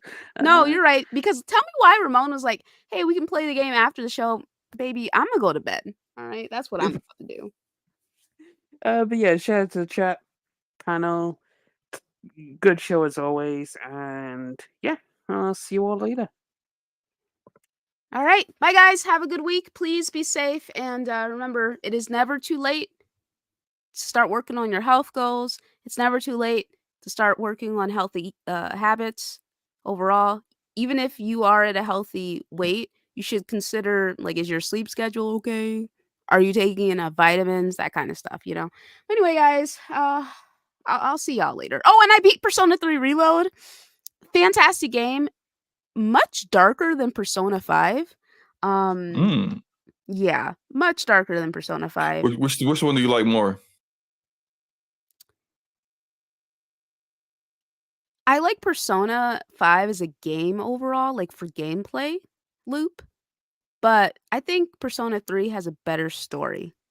Oh, okay. I like the friend group in Persona 5 more than Persona 3, but I feel like the characters in Persona 3 are more fleshed out. Like, don't get me wrong, the characters in Persona 5 are fantastic, and there's great character dynamics there. And there's great character development there, but I just feel like the characters in 3, they have more layers to them, There's more depth to them. They're more like, again, that's not to say the characters in 5 don't. I'm just saying I feel like 3, they have more layers to them. Yeah. So I do That's like good. this. That's good to know, because I'm still pretty early on in that game, and once I get done with the Rebirth, I'm going back to it. So that's like, I like games with stories where the characters aren't just like one note carbon cutouts of like character archetypes. Like, here's the goofy one, here's the serious one, here's the depressed one. It's just like, come on, give me some characters with depth. So that's good to know that's really there, because so far I don't really know those characters. I'm so early on. I'm like 7-8 hours in. I don't know these characters like that. So that's good to know. There's something to look forward to. I do think the character that had the best character development is Junpei. Because he definitely, like, I definitely went to punch him a couple of times. He was getting on my nerves. The blonde kid with the hat. Is that him? His hair is shaved, but yeah, he's the one with the hat. Yeah, he is annoying. He like, people don't like me. Like, okay, I get it. I understand. It's annoying, but the jealousy angle and aspect, it makes sense. And yeah, I should be the leader. Exactly. Like, no, you shouldn't. Douchebag, shut up and get in line. Like, you clearly should not be the leader. Fantastic character development and growth from that. So yeah, I like the characters as like their storylines and the characters in terms of that. But I do like the Persona 5 friend group more. I felt like they were closer as friends personally, in comparison to the friend group in Persona 3. Like, of course, there's still a friend group, right? But I just feel that way. Yukari, that bitch from the start to the end got on my fucking nerves, okay? Got on my goddamn. Yukari's the one who's always talking shit to Junpei. So she's the one with the short brown hair and the choker. Oh, and she's always like standing with her arms behind her back. Yeah, she's in the pink. Yeah. Okay, yeah. You don't like her? I thought she was cool. I mean, look, you know far more than I do, so. Well, I don't like. I think the whole man hating angle is so fucking played out, and like also the fact that she talks shit to Junpei all the time, and it's just like, okay, come on, Oh, you she can be does nice do once. that, yeah. You know, like I know Junpei's annoying, but you don't have to be a bitch all the time. You know what I'm saying? Like Right. she's just, and she's and then like the little snide comments. She I don't know if you got in here yet, but she makes snide comments about Mitsuru. Mitsuru's the redhead. She's the student council president. Like she'll just be Mitsuru's so fucking nice. Like she's nice. She's like, okay, guys, let's go and blah blah blah whatever. And then fucking Yukari's gonna make a little snide remark, and Mitsuru's like, did you say something? And Yukari's like, oh no. Like Mitsuru is so like when you finally complete her complete her social link. Oh man. Yeah, I completed it. Yeah. Yeah, Mitsuri is like okay. Yeah, I like Mitsuru. She's Definitely cute. my romance option. You know, she's definitely cute. She's she's sweet. Again, I can't. Yukari just. Okay, Slomo, Yukari's the type of girl where you could do something to help her, something where it's like objectively there is nothing she could have done to help herself, and she'll get mad at you. Uh-huh. Wow, sound like some of these women on social media complaining about getting $30 for lunch. You know, Yeah. It's funny. Like you'll protect her, right? And she'll be like, "Why did you do?" Yeah, I'm sorry. She's just so annoying. Like I get it. Don't get me wrong. I do understand why she is the way she is, but I just don't like that personality quirk anymore. I don't like the characters who are just mean all the time. You know, I just so. But yeah, overall, is there ever an explanation for why she is the way she is? Yes, there is. Yes, there is. Okay, good. And that goes into the character depth. You know. Yeah, I mean, I don't like it, but I'm fine with it being included as long as there's a reason and there's a underlying like source and root to where the disrespect is coming from. Then I'm like, all right, cool.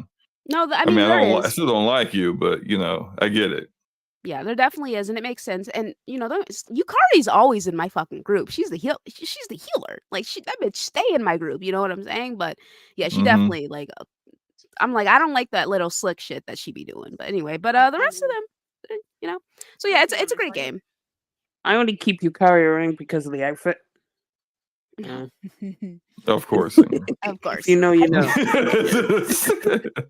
right. If you know, you know. Yeah. Anyway, guys, I'll catch y'all later. Peace.